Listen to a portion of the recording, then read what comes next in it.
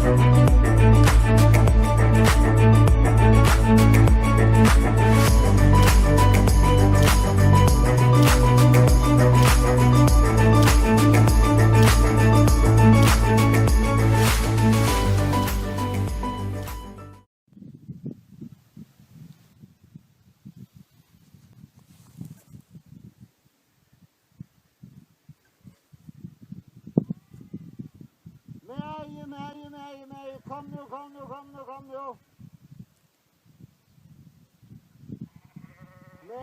kom nu. Nej, kom nu.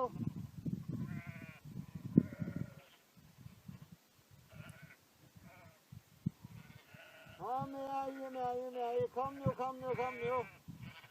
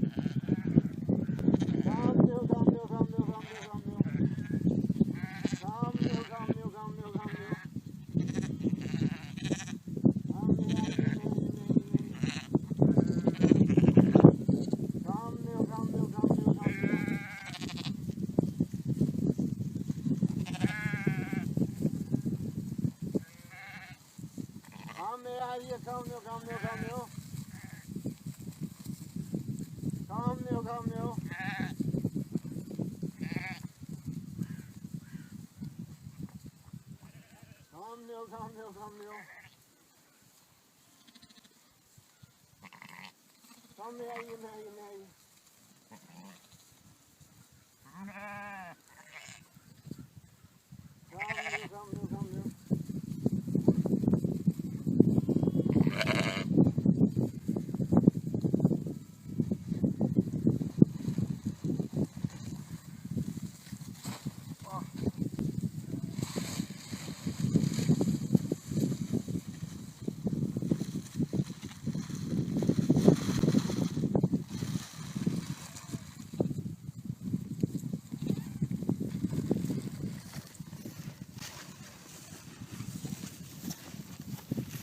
Nej, kom nu.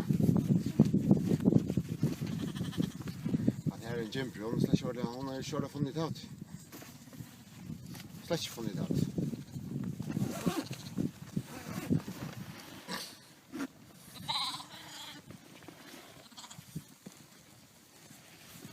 Jag vet att det här skit är.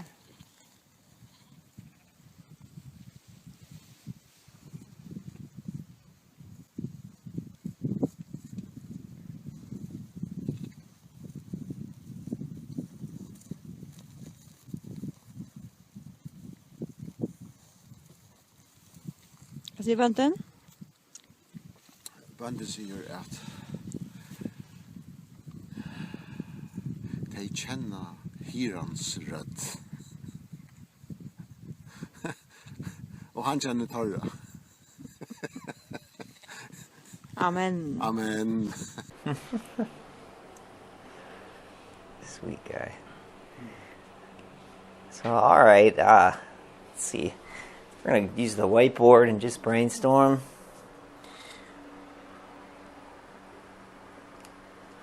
What comes into your mind? What are the thoughts, images, words? Just single word actually would be nicest. When you think of the word shepherd, you can just go ahead and call out. Oh, let me put this back on this screen. All right, protector. Great. Boom. Got it. Good. Provider. Interesting. Okay, yeah. Hey, keeps out the food. What was that? We said it at the same time. Oh, did you? Yeah. Nice. That's awesome. Guide. Guide. All right. Good, yeah. Feed? Gate. Interesting. Yeah. Good. I just think Father. Father. Wow, cool. Yeah, yeah. Great.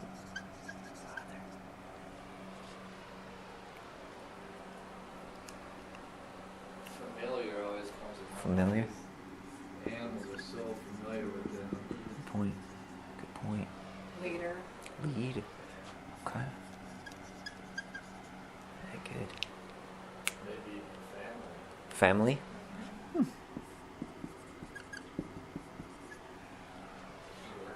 Healer.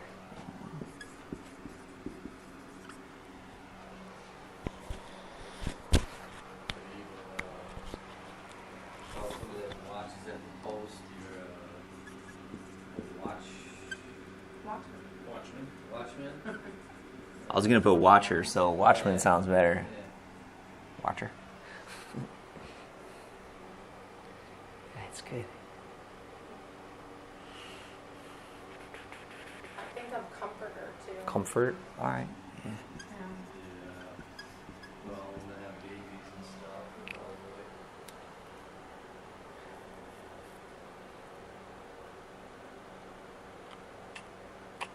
I'm gonna put unfancy. You know, when you think of all the jobs, Yeah. the spectrum. It's not a white collar job. You know what I mean? That was the lowest of the totem pole in that culture, to be a shepherd. You know what I mean? They were the lowest. They were the poorest. You know, and it's interesting. Maybe humble. Humble. Okay. Yeah. Yeah. Is there a non-spiritual way to say like savior/redeemer? Because I'm just thinking of the way that they would go and like rescue a sheep. Ah. Yeah. Yeah. So I'm not looking to put anything on a cross. No. Yeah. Yeah. Yeah. I don't know. What do you guys think? Like a. That goes on protector. Yeah, protector. Yeah, yeah. Or bring her back her. Yeah. Good. Any other ones? Tolerant. Tolerant. Yeah. Wow. Yeah. Dairy farms I worked on, the sheep did not smell good. They were Smell- worse than the hog farms. Smell. I mean, maybe Yeah, so that's why I put tolerant for it. smell. I don't know. Shepherds would be smelly food. Yeah. That's you ain't gonna keep your hands clean. Ain't gonna. That's not. Any other? You have to be strong. Strong. Mm-hmm. No, you have to stay out in the weather all the time. Yeah, so patient. Patient. That's good. Yeah. Even the guy in the video, huh? See that girl over there, female over there, has not figured it out yet. And he's like, fetchfully not. I can't remember how they translate it, but I was like, I already know what you said. Fetchfully not. I don't know what language that is, but he's like, not even close. You know? Patient. Great. This is a great list. Great list. So, all right, I got one more video. This one's, I think, 2 minutes. And then I'm going to tire your brains out after that. So enjoy the final video. Let's see.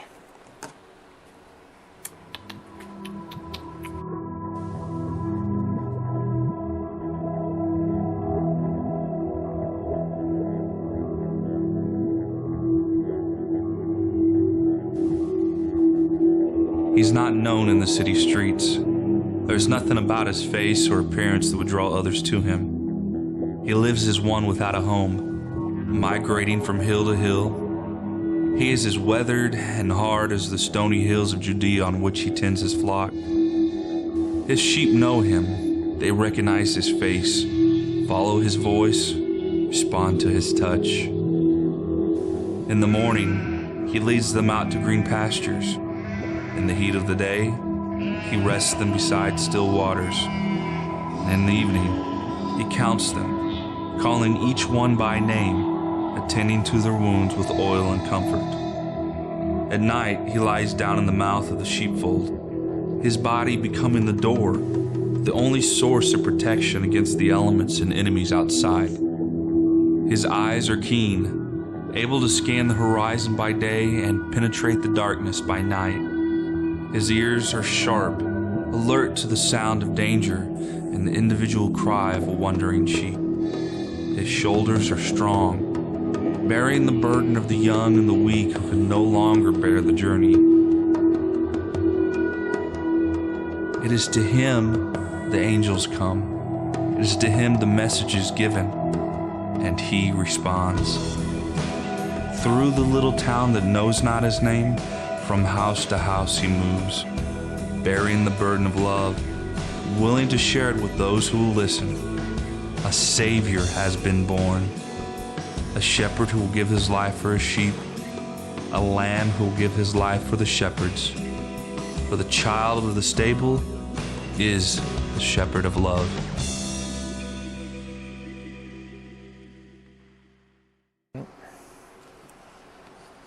All right, so yeah, I'm gonna give you this is the first of the 4 sessions. So I'm gonna give you the 20,000, the view from 20,000 feet. All right, and just a little graphic. I'm gonna have to take these off as good as these are.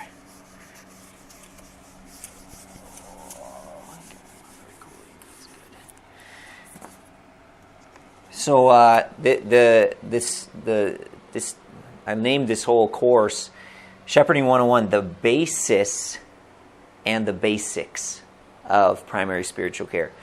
So the first week is going to be like the first and the second week, I would say. Week 1 is going to be like the foundation. Week 2, we're going to put the frame up. Okay, I'm not an artist. You already figured that out. Okay, then week 3 or 4, it'll kind of be the fun stuff, you know, where it actually more looks like a house, and it's more, it still doesn't look like a house, but, you know, that's what it's supposed to be. So, yeah, week 1 and week 2 are more the foundation, so we're going to think a lot and talk a lot, and your brain's going to get tired. This is more, I would say week 1 and 2 are the more academic side, and then week 3 and 4 is the more practical, like actually helping people, nurturing people, guiding people. So some of you, you know, are going to love week 1 and 2. Others, it's going to be like, oh my goodness, shoot me now. When are we going to get in the practical stuff? But there is a method to my madness. This is the foundation that you know, if you're going to build a house, you got to first clear the woods of the trees, and you got to get some stumps out.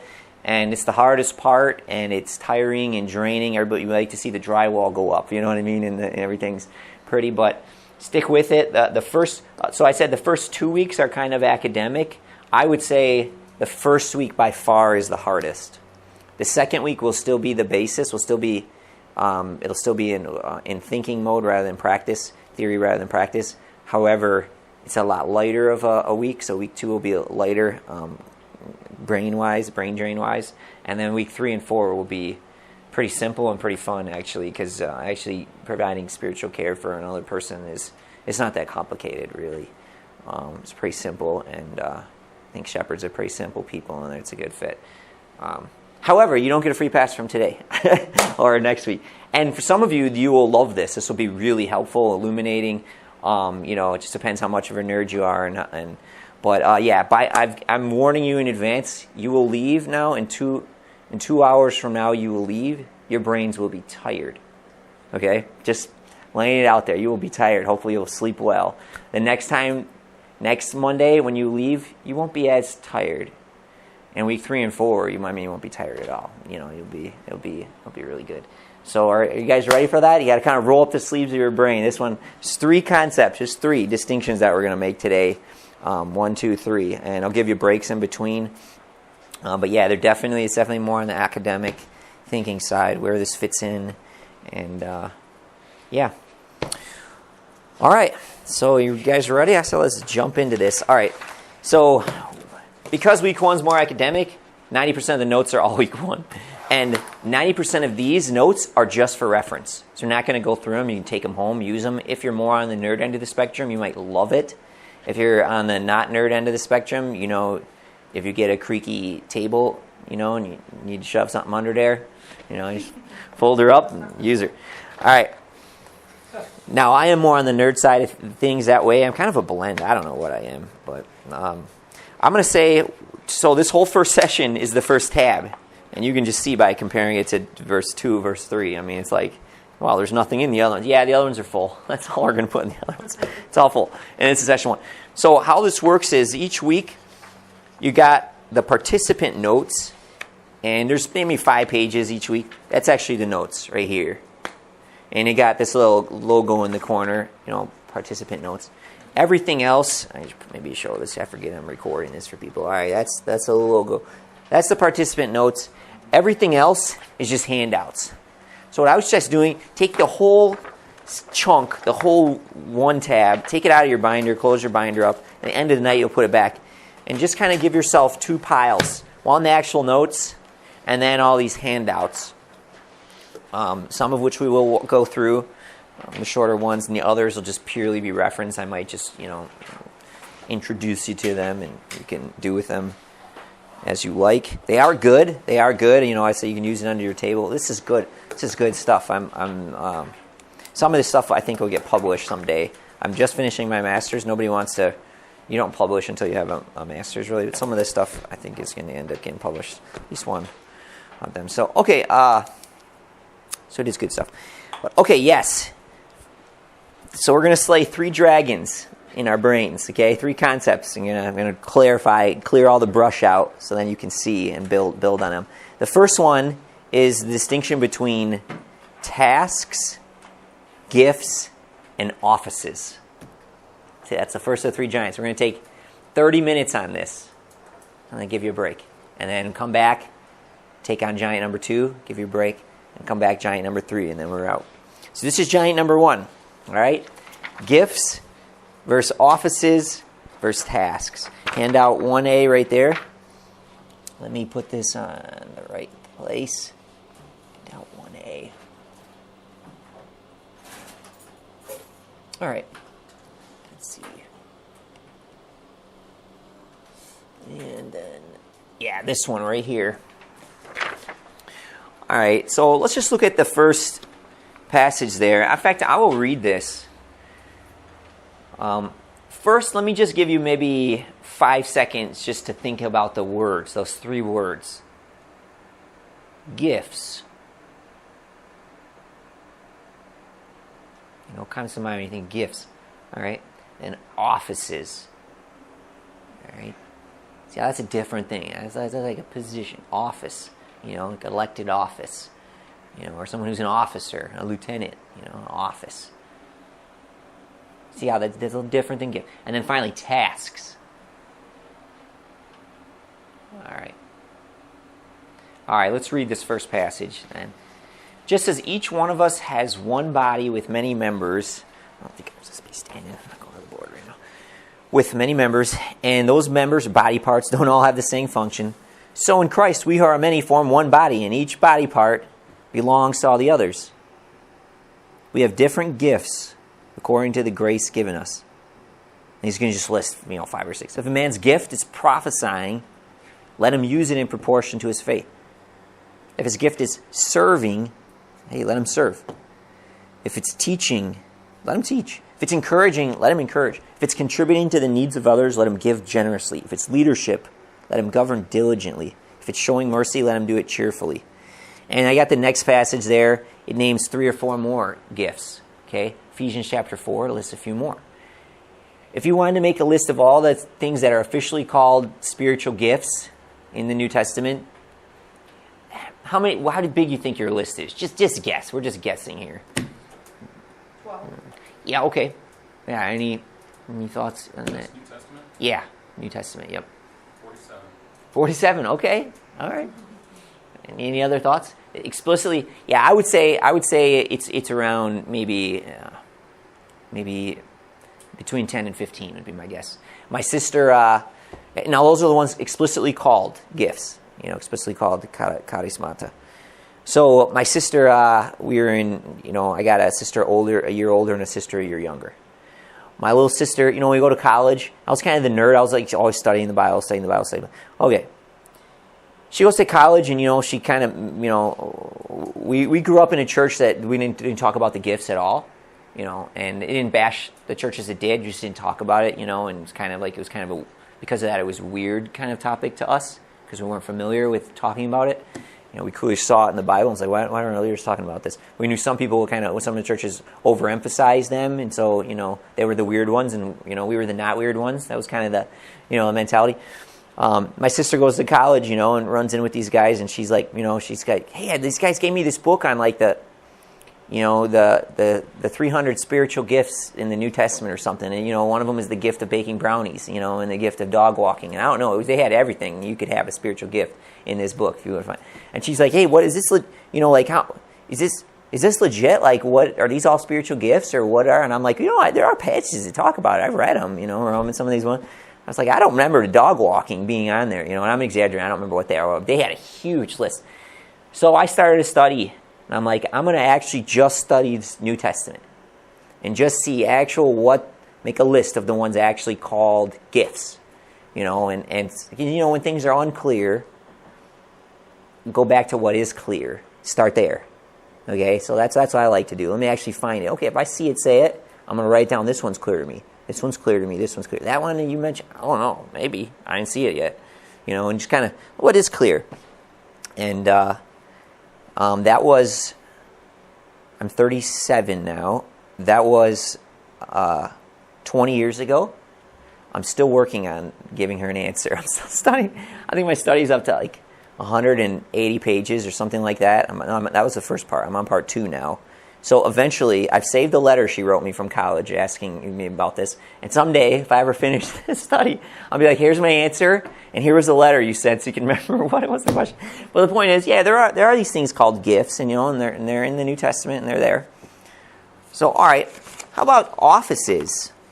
Again, we're not gonna look at it right now, but just off the top of your head, how many offices do you think are explicitly named in the New Testament? Not what you grew up with thinking or hearing, but that you've actually seen reading in the pages of the New Testament. Offices. 5? Go for it. Yeah, that's great. Okay. Any other thoughts out there? 10? Okay. Any other thoughts? All right. This is going to surprise you then. Offices, 2 in the New Testament. That's it. It's only 2. All right, now, tasks. How many tasks do you think there are given to followers of Jesus? Love one another. Don't neglect meeting together. Hebrews 10:25. What? Probably like about 10 or something. Tasks? Yeah. Oh. Okay, you think more than that? Yeah? If you, I guess, one thing could go under the umbrella of so many. Exactly, yeah. And so, All right, I'll be right. if you want to talk about James, talk about tasks. Yeah, James, good. Paul's tasks. Yeah. Apostles' tasks. Yeah, Ephesians, there's a few in there. Cost tasks. Mm-hmm. There. All right, I'll be right back. I'm going to get this little index I got.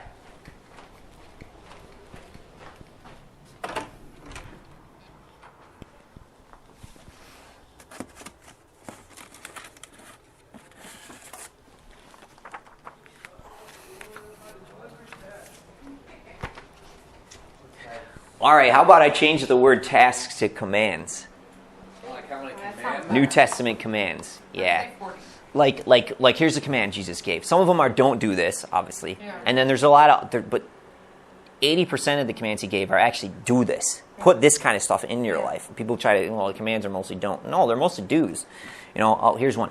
When you pray, keep it secret. Don't be one of them showboater. Yeah, try to be discreet when you're praying and not make a big show out of it. Okay. Or when you give to people. Don't just keep it as much on the DL as you can. I'm paraphrasing, but you know what I mean? It's a command. Hey, when you do it this way. Don't expect anything in return. Exactly. Yeah. Just it's the anti-swag way of living. You just put as much love as you can into the world, and stay as quiet about it as you can. That's basically the Jesus way of living.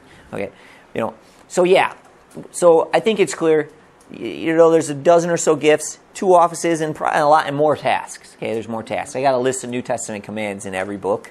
So I just list the actual tasks given, and you can count them if you really were a nerd. All right, let's go on to the next page then. And actually, you look at this. The third page actually gives us these little blips, and we're going to categorize all the stuff on the third page in this chart. Some of the things on this list are tasks. Some are gifts, and some are offices. All right, we're going to work together and put them on our list. I think I got to switch. Yeah, I'm going to switch into one where I can actually draw on it. You know what? No, I'll do it on the board. Got this camera. Let's use it. Oh, I had the camera on the whole time. Okay. So let's start with what's the first one on yours? What likes the categories? Is it tasks? Okay.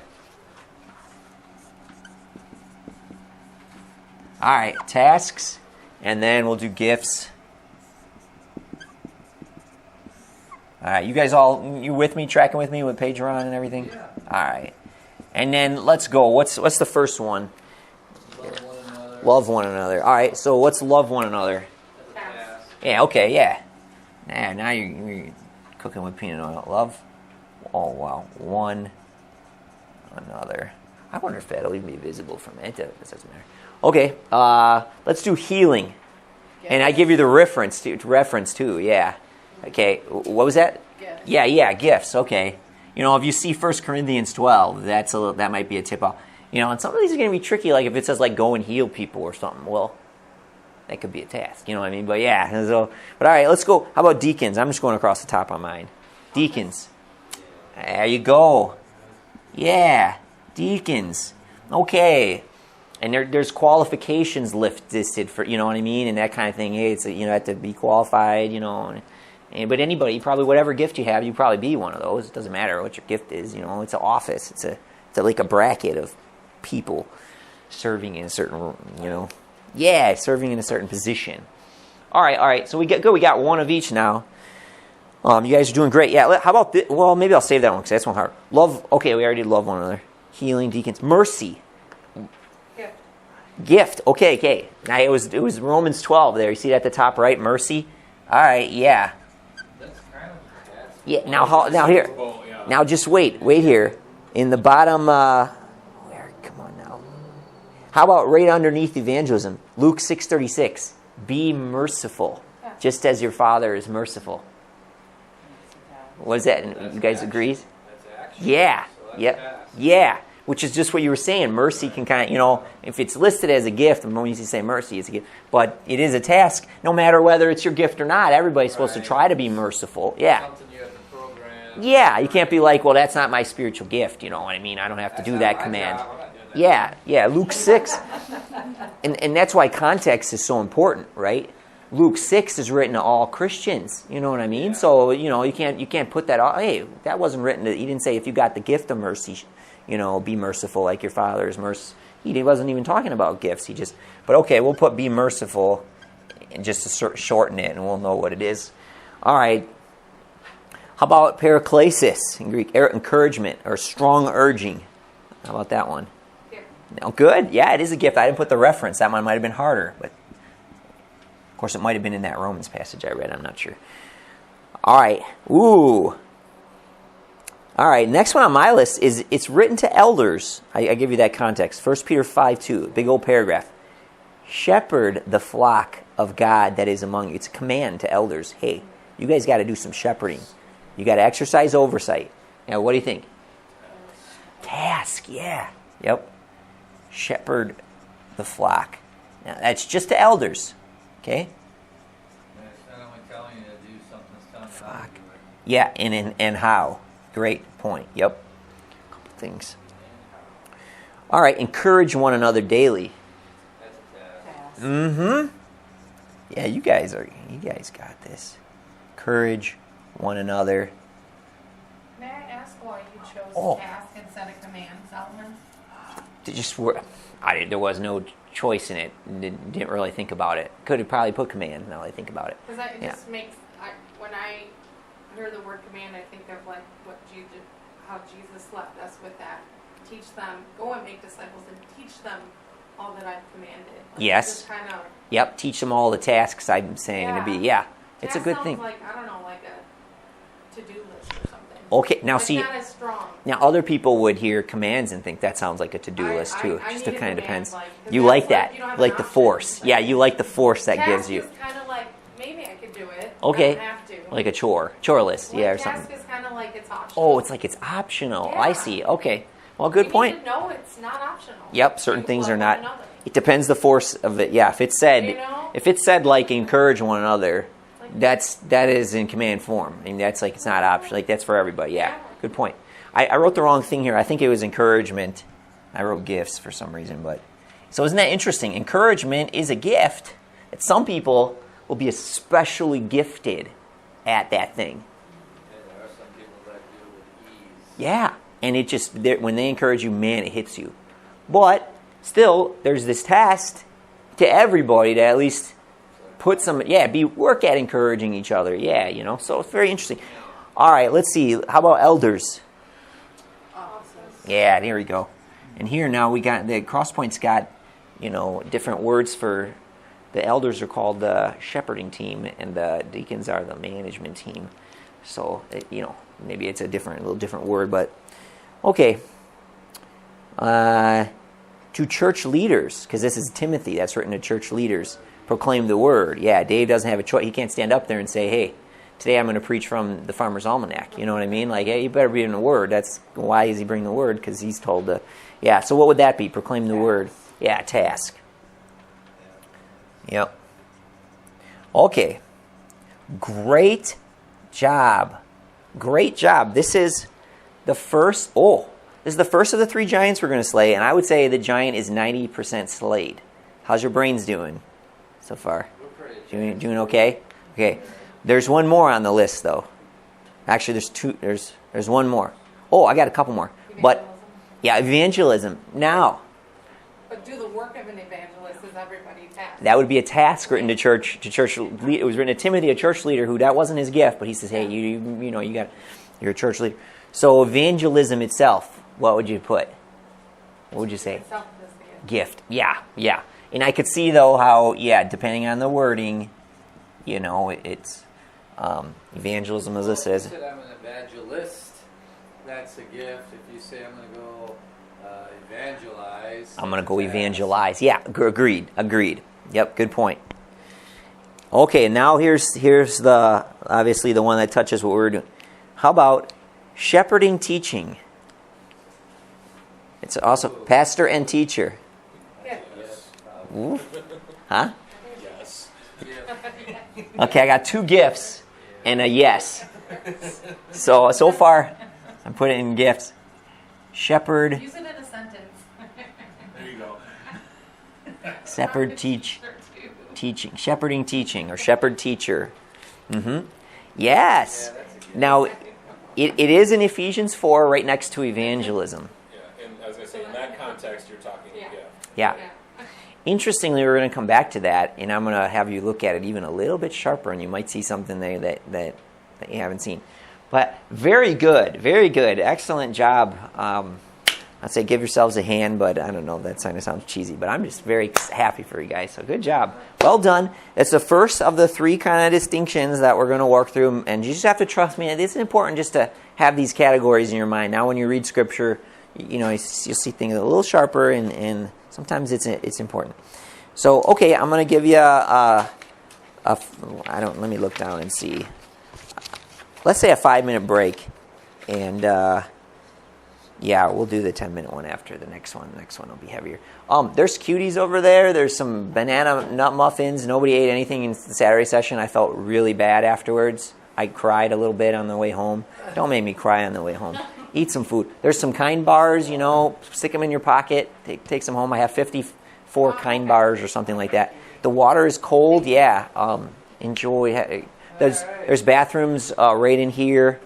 Why don't we, what's it, 7:05 or so? I don't know if 7:06 I've got. Let's come back in about 5 minutes, so 7:12 or something like that.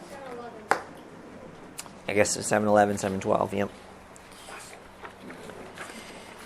And we'll take down giant number 2. I got the microphone on, I can't hear you. Yeah.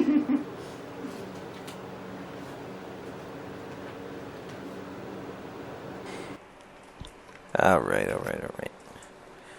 So let's see. So I would suggest taking the one you just had, sticking it on the bottom of the stack now.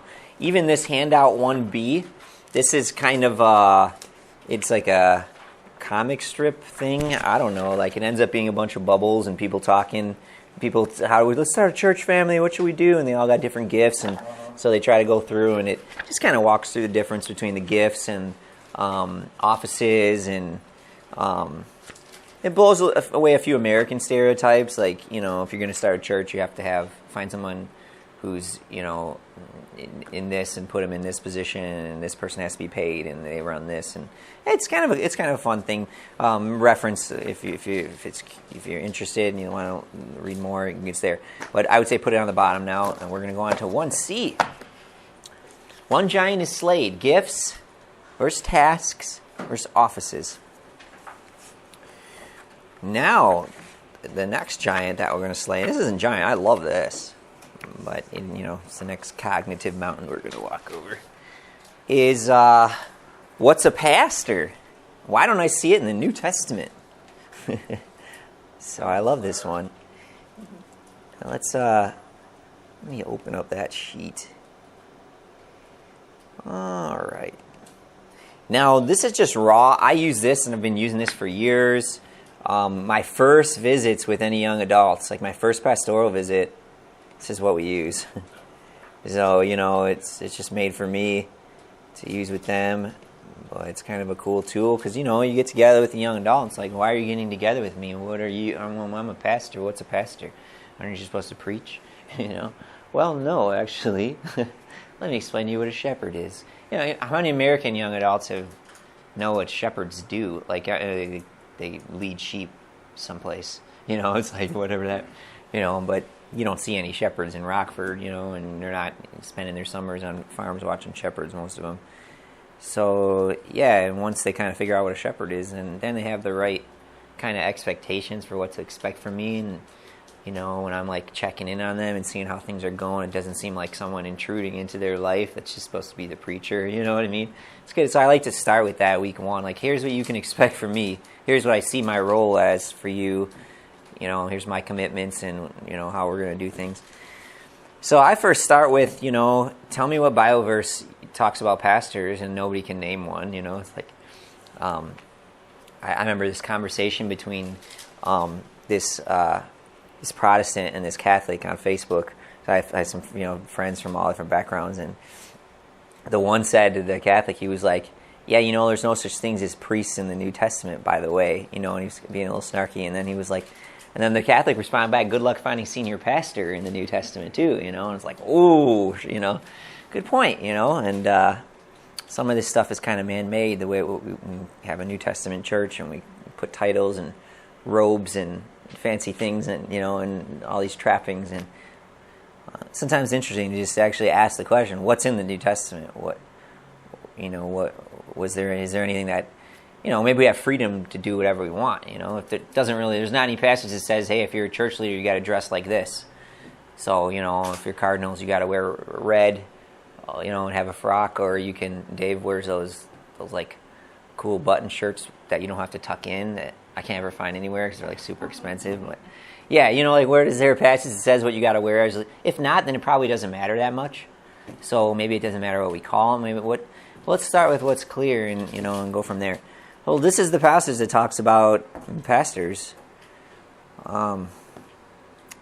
It's Ephesians 4, and it says, it talks about Jesus. It's really cool. It's like Jesus is the agent here. He's the subject of the passage. That's why I put his in brackets there, because it just says he. If you read it, you have to go back to like the previous verses to find out who the he is. Well, it's Jesus. Jesus himself, it says in the NIV translation. I think I've got that verse up here. Yeah, Christ himself, NIV says. And it's good because it's actually emphatic in Greek.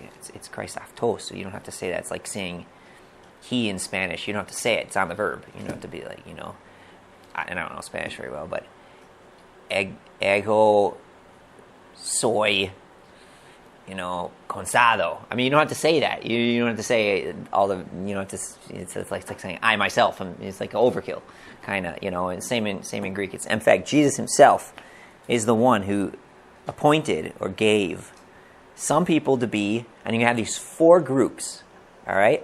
And I don't want to drain too many of your brain cells because we're not going to talk about 3 out of the 4, okay? But there's these 4 groups of people. It's not just one.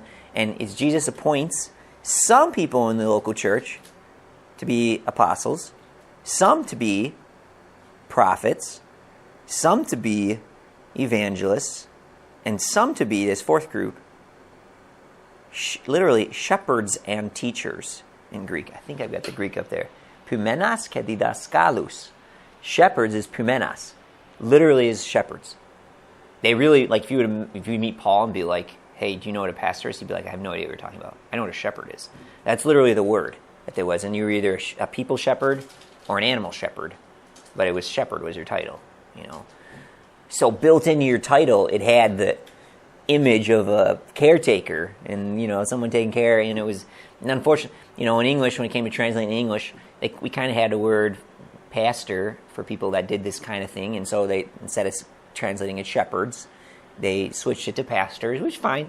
The downside is you lose, unless you know Spanish, you know, you lose a lot of the imagery because people think of a pastor. You ask any young adult or any non-young adult what a pastor is, they're going to say someone who teaches from the pulpit, you know, and, well, what images does it come to mind?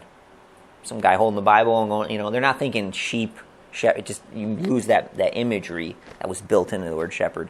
But yeah, that's the fourth group, shepherd teachers. And then now it says the purpose for all four of these. Why did Jesus, like, do it this way? Why not? Why did he diversify everything, not just make us all totally equal, like in our roles and our giftings? But why did he give these people to the church? To prepare God's people for works of service. And then I just want to hone in on that word mature. Until we become mature. And then it says when you're mature, you know, you're not going to be a baby anymore. Babies, people that are new in the faith, hey, a new Christian book comes out and their theology changes.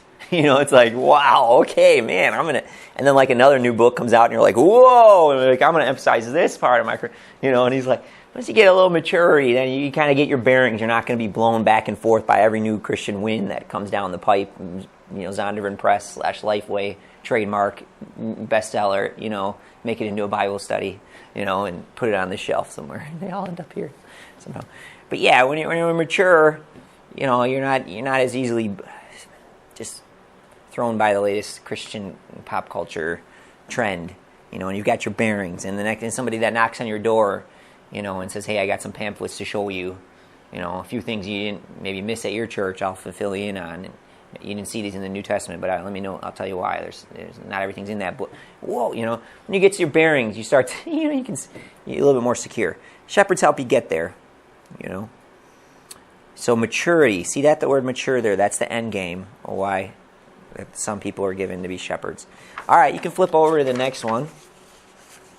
Again, we got these four groups, and I'm not going to really talk much about apostles. And of course, everybody wants to debate whether that one's still active. Did you still give some people who would be apostles or not? And I'm not going to go there. So,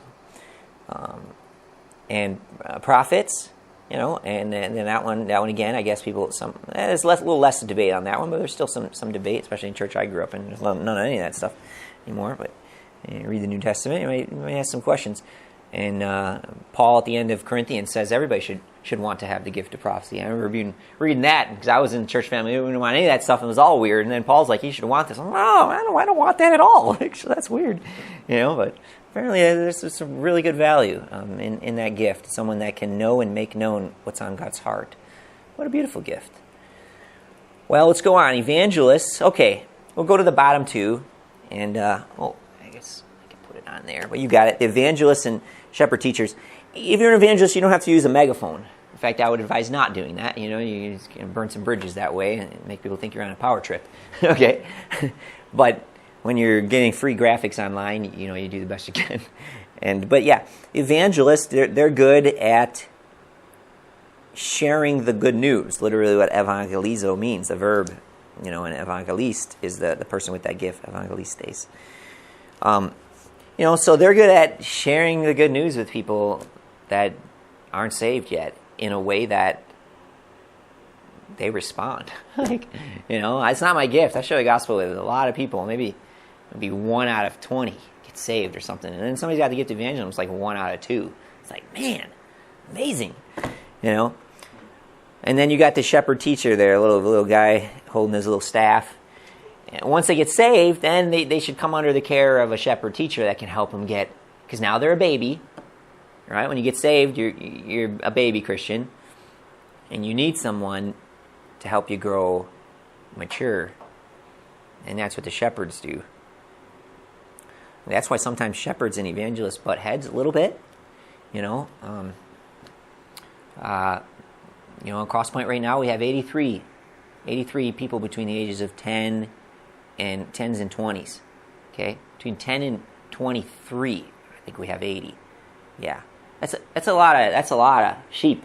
Okay, so they were excited about starting the new website. I'm like, maybe we can hold off on that a little bit here till I get these guys well cared for, and I had to ban all the young adults from sharing the gospel with their friends. I just said, no sharing the gospel for a couple of years. I'm just kidding, I didn't do that. But, the shepherd in me is like, there's a lot of sheep, guys. I need some, there's a lot of sheep. Maybe we can slow down. And the evangelists, but it's a blessing. And thank God for the evangelists. And may God multiply the ones that we have at Crosspoint and what they're doing. I'm just being playful. But, yeah, I just want you to see how they kind of complement each other. Evangelists get them in the flock. And then they dump them, and the shepherd's going to take care of them. That takes sometimes a lot more work. Sometimes. Well, at any rate, so yeah, we're caregivers. I have the 3 responsibilities on the next page there. I kind of tipped you off to those because I put them on the board. But these hold true. If you think about the word that was chosen, where did I come up with this? The responsibilities of a pastor? I came up with these because a pastor in the New Testament is a shepherd. It was the word the Holy Spirit chose to describe what they're supposed to do. And everybody knows what shepherds do. They do 3 things for sheep, universally. So it's not really very controversial at all. If you want an Old Testament passage that describes shepherds caring for people and what they do, Ezekiel 34 talks about God appointing shepherds for his people, and they're supposed to care for the weak, bring back the ones that stray, and it gives a whole bunch of these 3 qualities that we're going to talk about now. Number 1 is nurture. Number 2 is guide, and number 3 is guard. We'll just look at nurture first. So nurture, it's just, that's all I got is that little picture. Maybe what I should do for nurture is have a picture of maybe one of those pictures from the video where that shepherd kind of had that little sheep in his arms and he was putting that ointment on his little knee. That's nurture. You're putting good ointment on them and help them grow. Or maybe you're helping them sit down in a green pasture because maybe they were in the weeds eating some stuff they shouldn't. You know what? Hey, there's a lot healthier stuff. Come on over here. Eat some of this right here. Eat that right there, kid. Can you get that's rich? Yeah, right there. Gotta go for that. You're nurturing. You're pointing them to the places where they're going to grow, pulling them out of the places where they're not going to grow. And we're going to come back to all 3 of these, actually, as you might expect, in weeks 3 or 4. We're going to get to the practical side.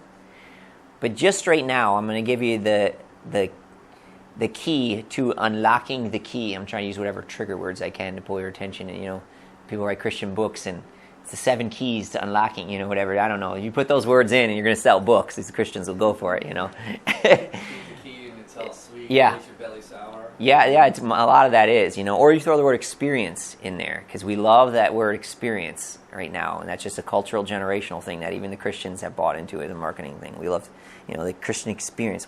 7 keys to unlocking your Christian experience. Wow. Write a book with that title, man. You're going to sell some things right there. You're going to trademark that. Solomon Powell 2021.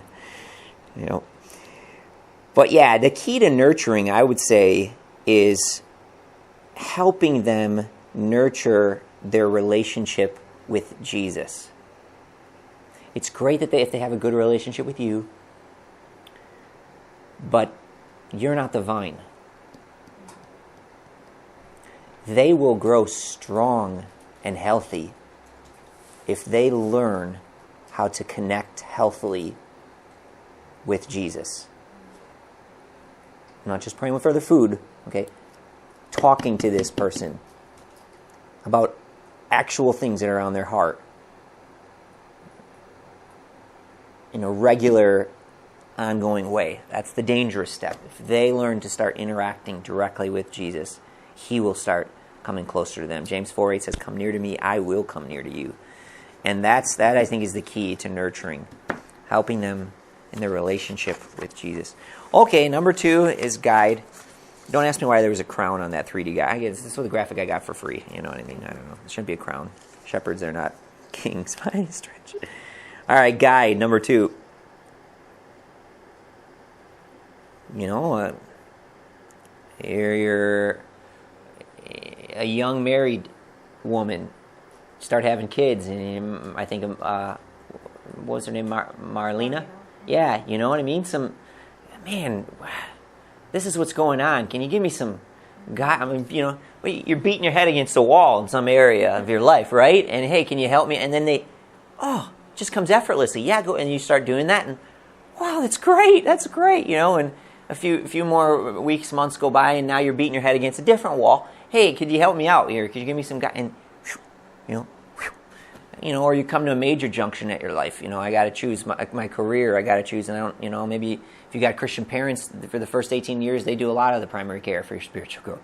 But hopefully you get them connected with a good pastor before they hit 18, because spoiler, that some of that influence, that pastor will carry them a lot longer. The first 18, I think, heavily the parents, and the second 18 more heavily some kind of a shepherd. The parents will always have a role. It becomes a combined thing at that point.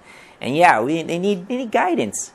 And all I have really there is that verse, Proverbs 12:15. 4 different translations. But check it out. We'll just read the first one maybe.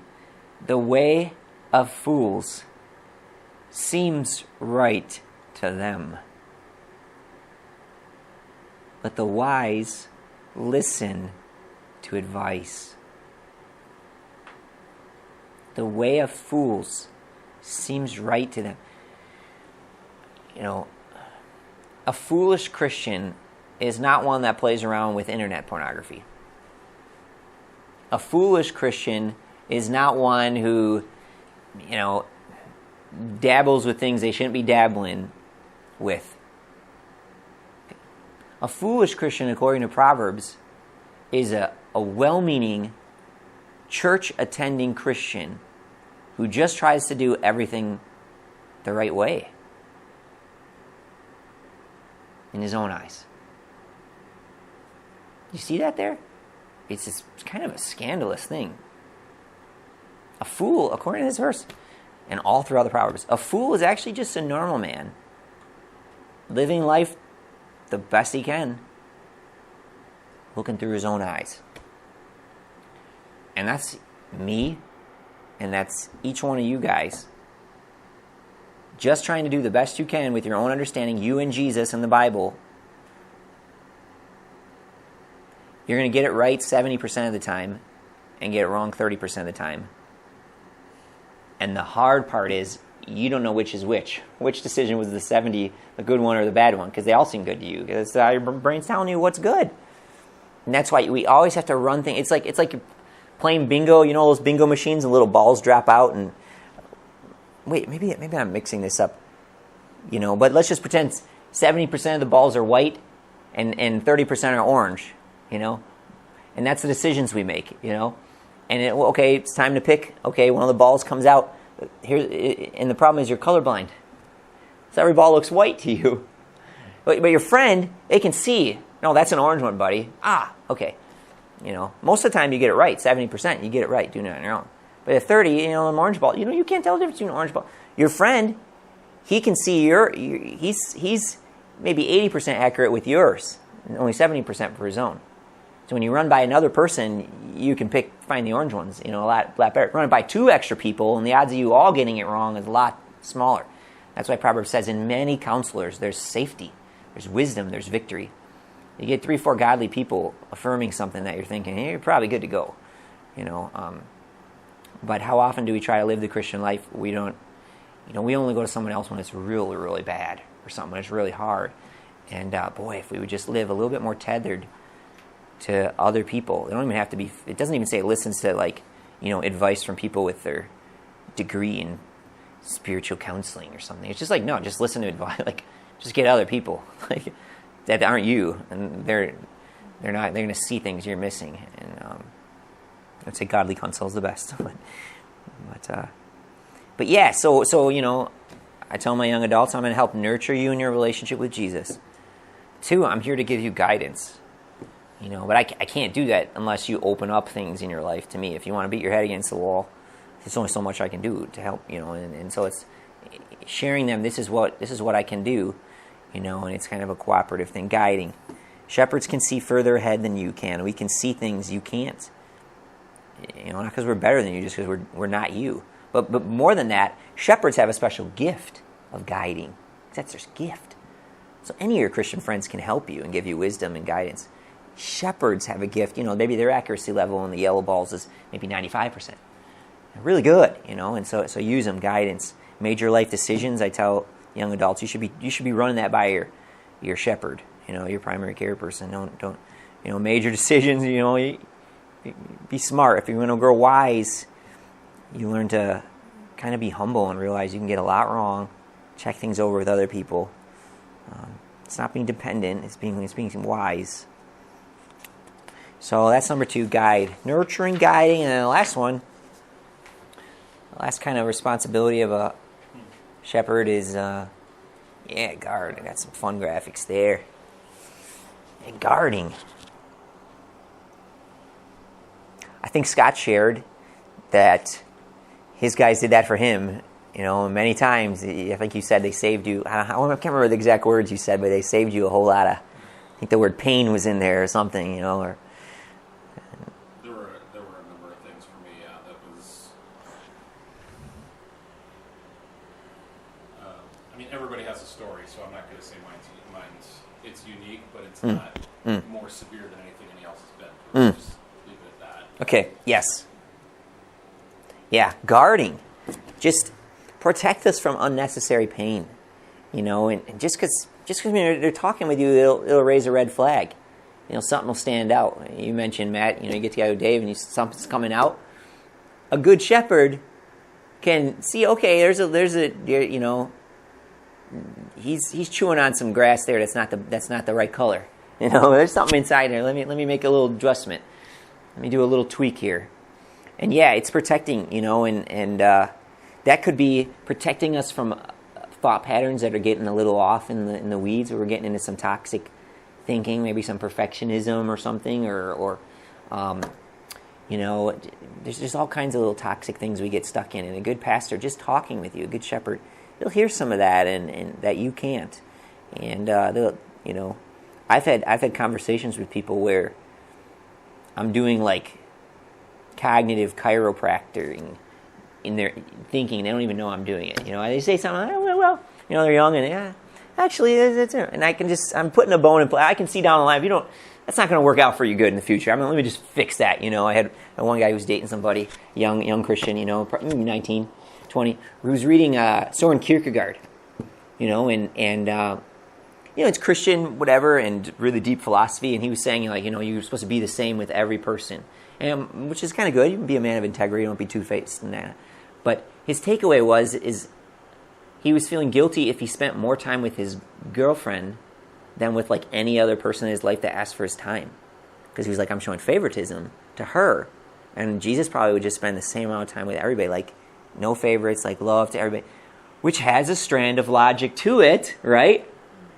But at the same time, everybody in this room knows that ain't gonna work out good for you in that relationship, okay? And that in the New Testament, there is a place for giving special attention and special respect and even special love to certain people.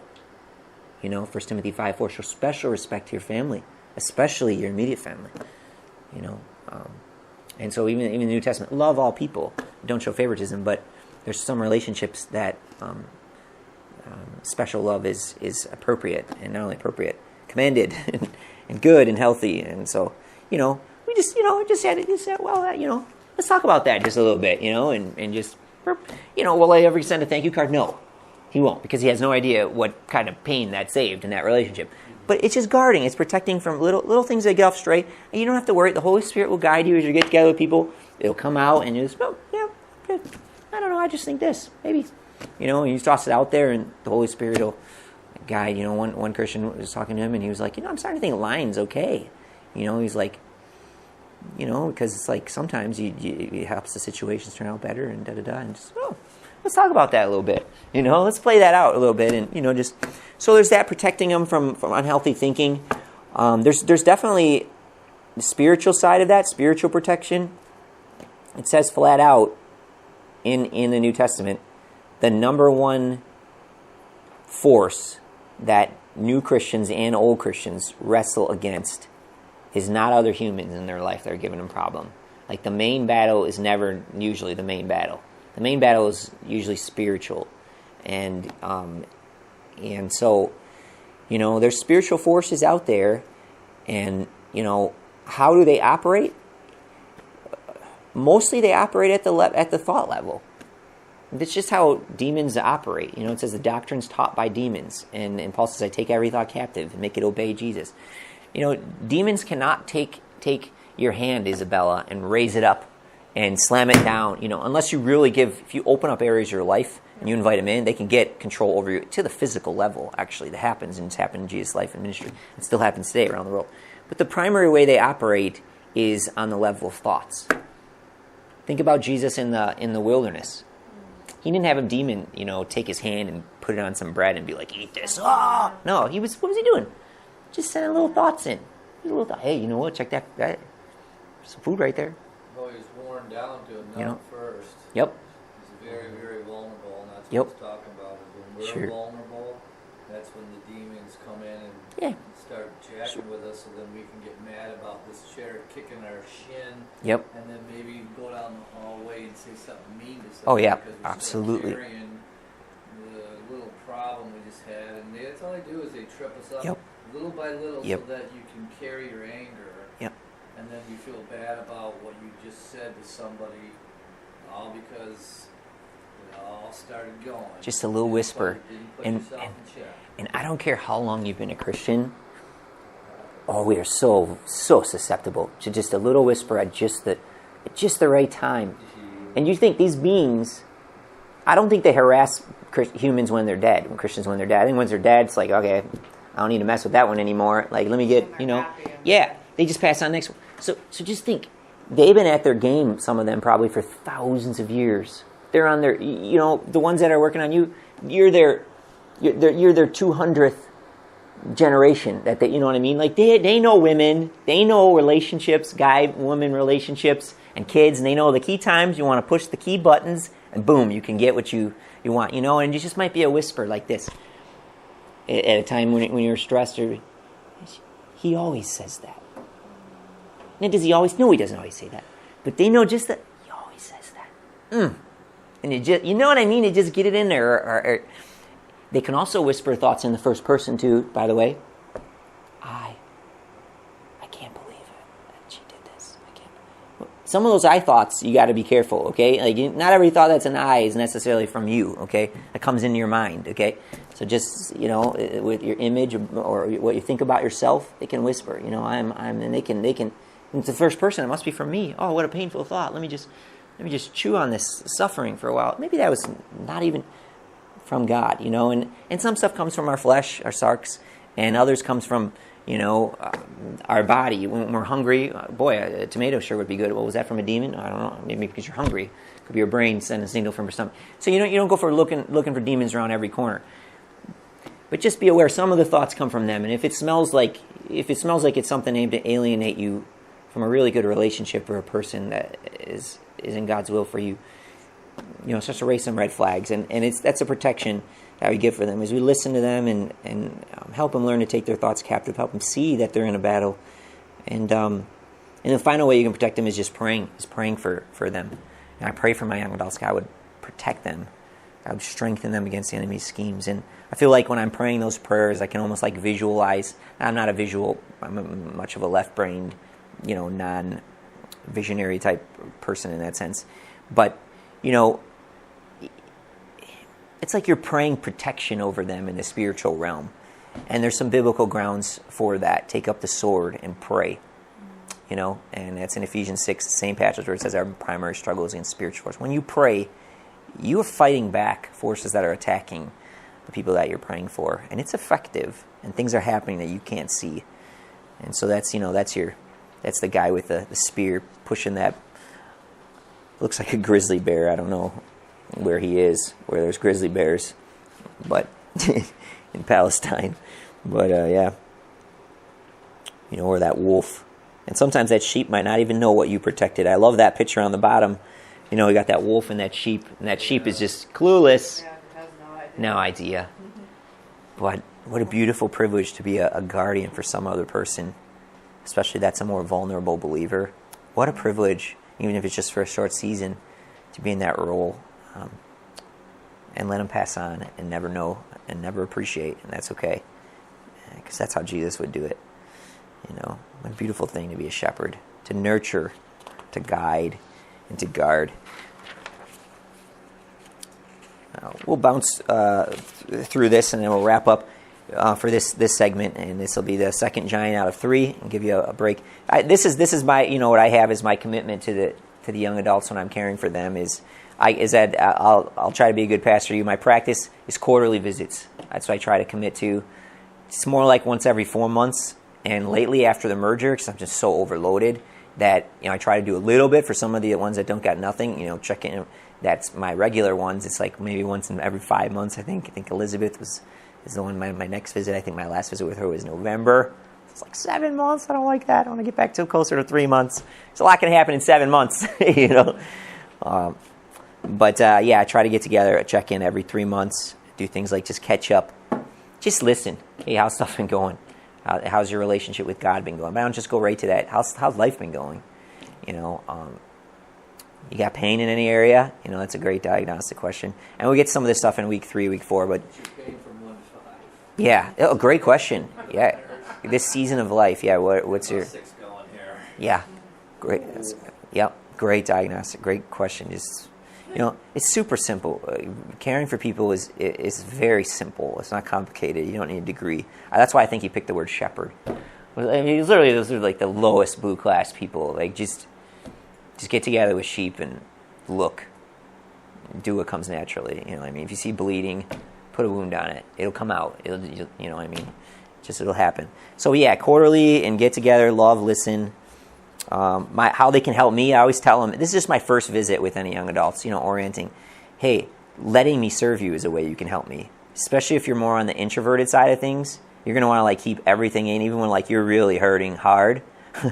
Probably the best thing you can do for me is let me into your world, as you get to know me more. And sometimes it takes a while. I remember, and then, maybe the 4th visit, which is a year, after 3-4 visits, boom, the floodgates open, and instantly they're letting me actually touch the spots where they need it the most. It takes time, but that's a gift, and I say that's the way they help me, is by letting me pray for me, encourage me, use me. When you need it, when you have tough challenges, go to your mom, go to your godly people you got, your aunts, whatever, and then put me on that list too. This is my gift. When you need guidance, a major decision, go to mom, go to dad, and go to your pastor, go to your shepherd. Don't try to be a Lone Ranger sheep. Oh my goodness, that's the killer right there. That's the number one thing I work against is I don't need you. I don't need the church. Me and Jesus can do this thing. We don't need organized religion. Okay, Jesus designed organized religion. Do not give up meeting together. It was a Jesus thing. You try to go solo, you're thinking you're smarter than the king. It ain't gonna happen. You need order, and it says all things must be done properly in an orderly manner. We meet together, we build each other up in an orderly way. Sometimes not what I need, maybe I can give something that they need. And that's the other side, that when we're so focused on ourselves, I don't need this. Some weeks you're needed in the body, not because you need something, because the other part needs it. The need is beyond, it's the whole need, and that's well said. Yeah, absolutely. So the Lone Ranger sheepism is the hugest thing to work against. Is when you're hurting, don't pull away. That's when you need to pull in. I say, I'm feeling my love for Jesus seems like it's wearing a little low this season. I better get to church a little more. My spiritual tank's not feeling it. I'm not feeling that love for Jesus right now. I better get to church. Say, I'm not feeling it. I ain't going to church.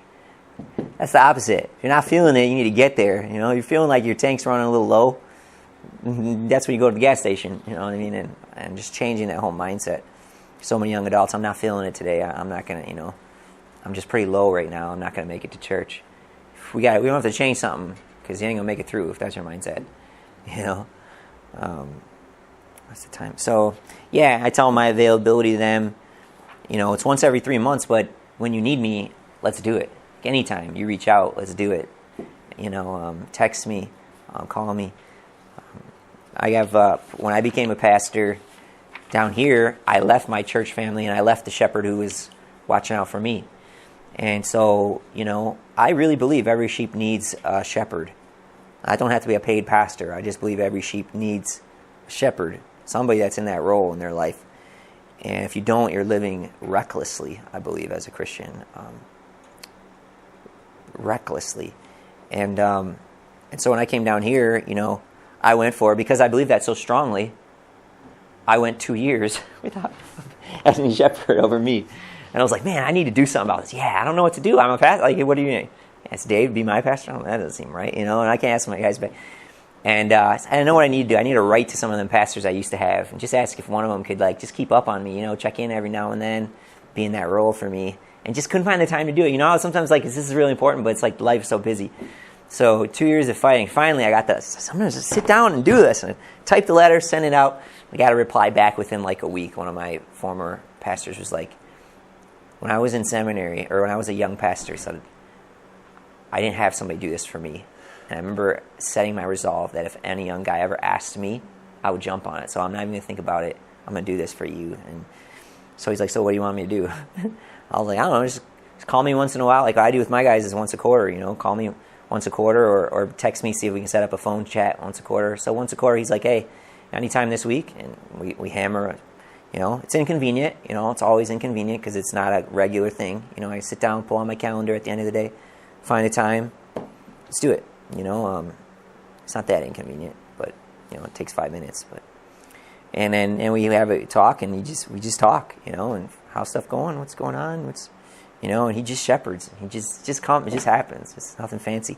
And then when I'm going through a really hard situation, like a couple weeks ago, me and Amanda had really struggled on something. We're still walking through a big struggle, and I just reached out to him. It's like, those really hard nights. It's like, pray for me. I got friends I say pray for me, but him, it's, hey, could we talk sometime maybe? Just get your advice on something. I'll text him at 11 o'clock. He's not going to talk. He's got a family, whatever. But I text him, hey, can we get together sometime? Well, it's in my mind because I know when I wake up and the edge is off, I'm not going to reach out for help. So let me get it now. And then, 2 days later, I'll get a message back the next day. And it'll be fine. It'll be somewhat resolved. And he'll be like, yeah, I'm ready to make any time. Like, what do you want to, and it's just, it's just good to have that person that I can go to.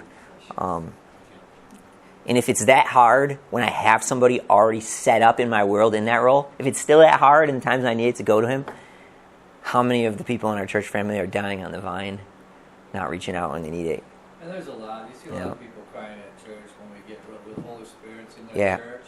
I look around, I see a lot of people broken. Mm-hmm. A lot. And I'm like, wiping my tear off real quick. And looking around like, ooh boy. Yeah. The old pastor hit a lot of people. Mm-hmm. And you know what? I would say even that was a crisis day. Like those are crisis moments when something's pressing and you can. Yeah. And Dave even is a crisis. He knows how. He's like everything that I'm the areas I'm weak at. He's so strong on. Yeah. And that he will guide you through that and take you to that moment where you need to get to where that place of brokenness. And then the compliment then is we need process. Crisis needs to be followed by process. Otherwise it becomes an abscess. And that's the problem. Sometimes we have that moment, that service, all those people around the altar, right? What's happened the last 3 weeks with them? What's the follow-up? What's been the process to help them grow? Probably nothing. I mean, we're not set up that way yet as a church. We're not organized where people okay, if you're down that altar, you need to be reaching out to whoever your PCP is this week. Y'all need to get together and set up get some care. The crisis is great, but let's have a process or else we're just going to have another crisis in 3 more months. Then you get emotionally burnt out of having the crisis. You don't even want to go to the altar anymore. It's like, I did that 3 times. Nothing gets better. Crisis without process. And I think that's where Mosaic's a little weak. We're weaker on process, and great to have crisis. If you're in a church that doesn't have crisis, you're going to stagnate, So we've got that. Now we're just going to add process. And that's why it's good what we're doing here, and so at any rate, more than I want to take on that. But yeah, that's what a pastor is. They guide, they guard, they nurture. It's not complicated. It's in the New Testament. The end. So any questions or feedback you guys want to give on that? Or Yeah, I'll give you some feedback. yeah, go right ahead. So what you just going through, I just want to let you know I'm hearing as you trying to tell us that you have a role and you do say things as far as communication with us, and you don't want us to be like thinking you're pushy. So I get it. Yeah, if you want to communicate with me, you want to text me, you want to call me, that's your job, I get it. Well, yeah, not necessarily for you. I've got 15 or so I'm doing it for, but that when I'm in that role with somebody, I give them clear expectations. This is what you can expect. I'm not, especially if they came from like a Catholic background, they will view a pastor as kind of like a married. You get married or I have a crisis, I'll come to you, but you don't be in my life. Right. So yeah, definitely. Fine line you have to walk. Yep. It's a shepherd, and yeah, good. Any other thoughts on that or input? So you actually go through this like with people that you're pastoring? I have. I just find it odd that you say these are the expectations. Like, I just find it really odd. Yeah, definitely. Like what expectations? I don't know. I guess I wouldn't tell somebody, hey, I'm gonna like call you, and I'm gonna like I just. Yep. I tell them. I don't know. I just kind of. I'm not big on like saying, hey, I'm gonna be shepherding you, so I'm gonna check in on you quarterly. So, yep. And if I don't, I just find like it awkward. Yeah, like it feels maybe like too formal. Yeah. I get that. Yeah, like. Like I feel like I'm not trying to do like I'm not. I don't know. It just sounds. Most people would love that because they want you. They want to talk, and they want you to hear them. So if you told somebody, but it might be like the schedule, like that they're on a schedule. Like I can see like it's somewhat impersonal to be thought of as like I'm on a schedule. I'm your Thursday night call because you're starting off. Yeah. Exactly. I'm like your number 13, and like it just seems like not empathetic. Yes, I can relate to that. That's something that I have to work by because it's like sometimes I'll explain why I do it that way. If first of all, I don't want any of them to fall through the cracks. So literally what I do, it's not really a 3-month schedule, but I rotate through them. Like I've got their list, like I get together with them in order. So and what that does is if Montana is like come into my mind more often because he's the squeaky wheel that season, some of my quieter ones, they just fall through the cracks. They will never reach out. You know what I mean? And that's my way of safeguarding, keeping it balanced, that nobody's falling through the cracks because I just go right through. So nobody gets too... Now, if they need a special visit in between, yeah. Because in my mind, when you make disciples, like I think of someone who's willingly, like, gonna, they'll reach out and they'll... Now, you mean the shepherd reaching out or the sheep will reach out? Right. Which one? The sheep will reach out. You're a disciple, you're following. This is like real stuff. It's not like I'm just a part of a church, and I don't think it's a location. It's the people. Yep. But so if you're making disciples, like there's a part that they have to. Yep. Reach out. And it would be great if it would, which sometimes it does. Because I don't want to. I see people get burned out. People in ministry get burned out because it's like they're going, and it's like I don't know. I just feel like there's got to be. Like I get. Have to play your I get. That's good. Because That's good. I get the shepherd sheep. I love it. I mean, Psalm 23 is like my. I love the shepherd, the great shepherd. But I think like if you're really making disciples, there's an active part that, and this is where when we come together. Teaching and like, hey, you gotta, what does Dave say? Read this, open your Bible, like, like there's gotta be a part that because then I'm like getting burned out, like, I gotta make sure I call. I gotta, I'm like, well, that's true too. Like, that can play into because when I'm discipling and I'm like, who's serious about it? Because I'm not gonna. If you're not gonna follow Jesus, if he's your savior, but if he's not your Lord. This ain't gonna work. Yep, that's good. Because good word. My time is valuable. Yep. You gotta remember, this is one thing that... My time is valuable. Yeah. There's so many people that are at different levels of their belief that I always... Good point, too. I always think about where I was at a couple years ago and where I'm at now, and then when you talk to somebody that is at where you were at a couple years ago, you get upset because you try to tell them something and they're not understanding. So I guess my point to you is, yeah, your time is worth a lot, and like, if somebody doesn't get it, then yeah, you gotta go on your way. Oh, But, you know, but this is where you leave room for the Holy Spirit. right. Because I'm not gonna just wait for somebody to call me. Yeah. If I'm reminded or praying and the Holy Spirit drops in my spirit, Matt, it doesn't matter if I haven't seen you, I'm gonna call you because the Holy Spirit dropped you Absolutely. in my mind. Yep. So it's not. I mean, I'm very. Scott, tell him I'm pretty loud and strong, so I might be coming off like I'm. No, not at all. But I'm just more of like, you don't want, because sheep are very dumb. Like, you read about shepherds. That's part of why. Like, that's part of that. They're pretty dumb. And that's part of that actually. Yeah. Like sheep are. That's part of why I. That's. Sheep are like really. They're not that bright. Yeah, that's. I want to be like the eagle, or like. Yep. Sheep are not very No. bright. Yep. So it's like. And that's the trade-off. It has to be two-way, which is why I say you got to we can only go as deep as you want to go. I can and that's on them. Can you give an example? Like, or are we getting into week 3 and 4? That's week 3 and 4, absolutely. Okay. And all of that, none of that is inspired. None of that is inspired. The way I shepherd people, in terms of like I literally rotate through it. It fits me who I am. I'm a very orderly person. It also safeguards me to make sure that none of my guys fall through. That my quiet ones, that they're some of the sweetest ones, and they need care too. And it makes sure that the louder ones don't dominate my time. But there's different ways. Like, none of that is inspired. It's not in Ephesians 4. Like, it's got to be once every 3 months. First of all, it's not. It fluctuates. But yeah, I do. I mean, I lay it out there. I'm like, we're getting to get, like, if I'm going to shepherd you, I don't have a crystal ball. We have to have a relationship. Like, so yeah, I'm gonna take you out to once a quarter. Expect me to come knocking. If it's been a while, I'm probably like being a little negligent. You can expect me to come knocking on your door. Not literally knocking on your door, but reaching out. Hey, let's get together. Got any time this week? So yeah, but yeah, I remember especially my first year as a pastor. That was like I had some like, because it can have the order of it itself, the non-spontaneity of it can seem like, can seem a little, I'd be like, yeah. Rethink this. Yep. Yep. Basically, you need to have it balanced.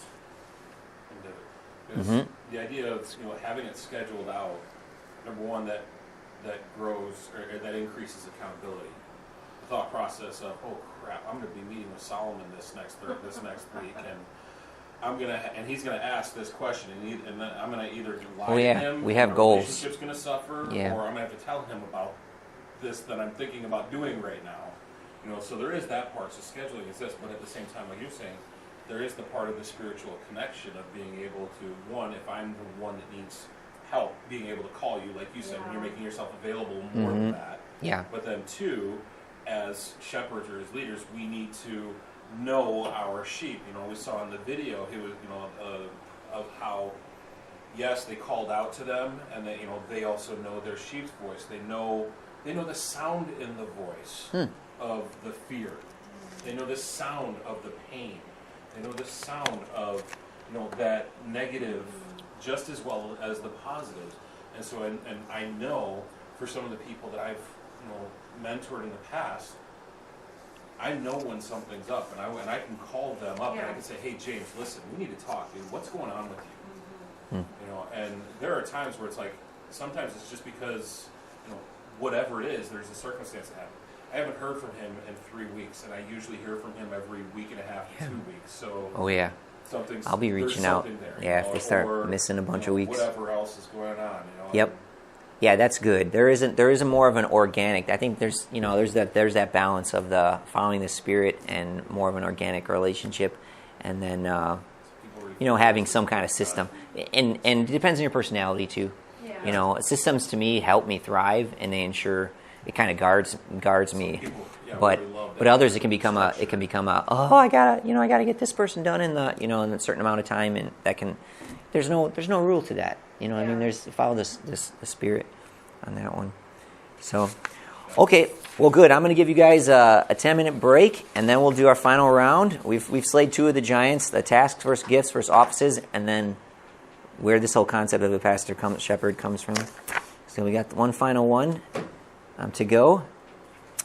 So yeah, let's see what time it is. It's 8:05. Let's come back at 8:15. It'll be the final leg of the relay race.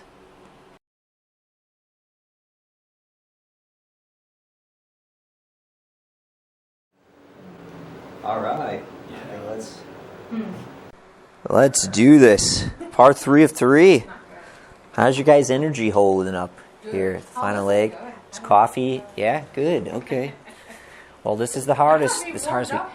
The problem is that we're losing the battle against the heat.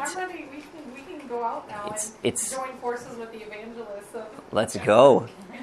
I said I was a shepherd. We'll keep you calm enough for the next Well, one. then, Okay. we'll just, Calm enough through caffeine. Yes. I'm one of those people. Great. Hey, this guy over here tries to convince me he's designed that way too. oh, really? We'll see. Calm them down. I haven't seen that. I like hard data, you know. Hard data says something different.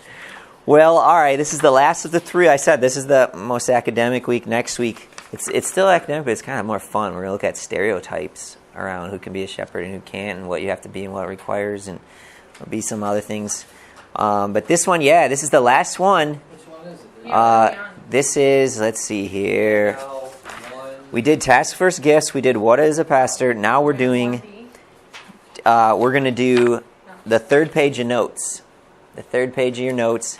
Teaching versus discipling versus shepherding. Ooh, these 3 words, which we all just kind of throw together. Wait a minute, G. Yeah. So go back. We'll go into our notes inside here. Yeah, the note. Sorry. Okay. You can keep handout 1D at the top on here for right now. Yeah, 1D. Bury everything else. Yeah. Teacher, pastor. Yeah. Right. What page So, number for the next 3 on the notes. Yeah. 3 on the notes. Oh, they're not numbered. Nope. It's teaching versus discipling versus shepherding You're in now. section 1, so stay in section 1 though. Section 1. Yup, you're still in section Oh, 1. did you mix together your handouts and your No, there you notes? go. Oh, okay. Now from there, flip 2 more pages. Alright. I'm just a slow person. When it No, comes to stuff. I am too. Top of the I've page always should been say teaching slow versus learner. discipling. Teaching versus discipling versus shepherding. Yep. That's it. I'm ready. Yeah, Go. I'm ready to. All right. So this is it's a fun one, and it's also a hard one, kind of. But I've been saying that maybe I'll make it less easy, make it easier than what I'm warning you about. It's very clear though, and hopefully I can communicate clearly. So we're gonna just look at the difference between teaching, discipling, and shepherding. So I can on the board. We already you guys rock this one. You're like, this is no problem. Task, we got this. I'm going to put these 3 up there again. And this is our last giant that we're going to try to slay. I'm just clearing the brush in your minds with purpose. So trust me. Teaching versus... what was the second one? Is it discipling? Yeah. Oh, okay. Versus shepherding. Discipling versus shepherding. And you know, and there's different words for these in Greek. This is didaska. To didaskalin. Okay, this is to mate tevin. Okay, mate tevin, didaskaling. Try to put them in English. And then this one, Meno, I believe. Okay, so teaching, discipling, shepherding. There are different words, even in English, different concepts. And Christians just kind of, we swish them all together, you know, and it just happens. And we're going to look at these, and then there's reasons for this. So let's start with teaching. I'm going to start with just the prototypical. I'm not saying every teaching has to be like this, but if you get the prototype, honestly, it's not that complicated. So prototype teaching, I've got Sam teaches an adult Sunday school class on the book of James. He meets with 6 other adults on Sundays in a classroom. He teaches for 1 hour. All right, we already kind of know teaching. That's like the easier one, right? You can teach on any topic. Teach on jiu-jitsu. Teach on how to bake a dope cupcake. Teach on the book of James. It can be Christian-related, secular teaching. All right, so we good with that, teaching? Yeah? All right. I'm just going to put Sam. Are you running Hebrew or Greek? Because I have no clue where That's you're Greek. running that. Yeah, this is Greek. Yeah. Is it Greek to you? It's They say. hieroglyphics. Yeah, there you go. That's I was great. going to tell you spelled the second one wrong. But Yeah, okay. That's nice. Well done. Well played. All right. The second one then is discipling. Now, I'll just give you the prototypical. Sam, let's put the same guy, Sam. So he teaches Sunday morning. He's got 6, 8 guys. 1 hour, done. Boom. Content, see it. Discipling is different. Now, check it out. This is a prototypical, and then I'll go to the definitions of discipling versus teaching. All right. Sam is discipling Caleb. All right. For the next 2 years, Sam spends as much time with Caleb as he can. Oh my goodness. I am sorry, guys. So it's like in my mind it's more beautiful. Can you tell what that is, at least? Are they hugging? He's got like his arm around him. He's like, we're going to do that things looks together. like a dog on his front paw. Like I don't see it, but I see a lot of other things that I don't know. Oh my goodness. All right, so for the next 2 years, I said that's one difference between teaching and discipling is always temporary. It's a short-term thing. All right, for the next 2 years, Sam spends as much time as he can with Caleb. Sometimes it doesn't feel like much. Sam has Caleb over every Saturday from 9 to 1 to hang out, work on projects around the house, the yard. They also meet for 2 hours every Tuesday night where Sam is teaching Caleb the New Testament commands. They've covered all the commands in Matthew, Mark, Luke, John, and Acts. Right now they're walking and talking through the commands in Romans. Sam shares honestly with Caleb the ways that he personally puts that into his life, that command in his life. Sam has been discipling him for 8 months so far. He expects to do it for another 14 to 16 months. Caleb is expected to seek God for a younger man that he can disciple himself once Sam is done with him. Okay? A little different. It's got an expectation of passing on the baton. Discipling, all right? Teaching, it doesn't, Teach me jiu-jitsu. I might not open up my dojo, nor am I expected to. It's a little different. And it's temporary, this could be forever, and that kind of intensive life thing. It's a little different. All right, now shepherding. Sam, this Sam guy is busy. But he's Alex's pastor. Now this could be in real life too, because I'm discipling a guy named Respect, and I've got 15 young adults, including Respect, who I'm also a primary care pastor for. So it's a little different. But all right, so Sam is Alex's pastor, or Alex's shepherd, or whatever, what I call it. They meet together once every 3 months or so for lunch. But maybe he's not OCD about the 3 months. He can just, around-ish. When he feels it, once in a while. He feels it's been a while since they've gotten together. Sam listens to how Alex is doing, and especially how his relationship with God is going.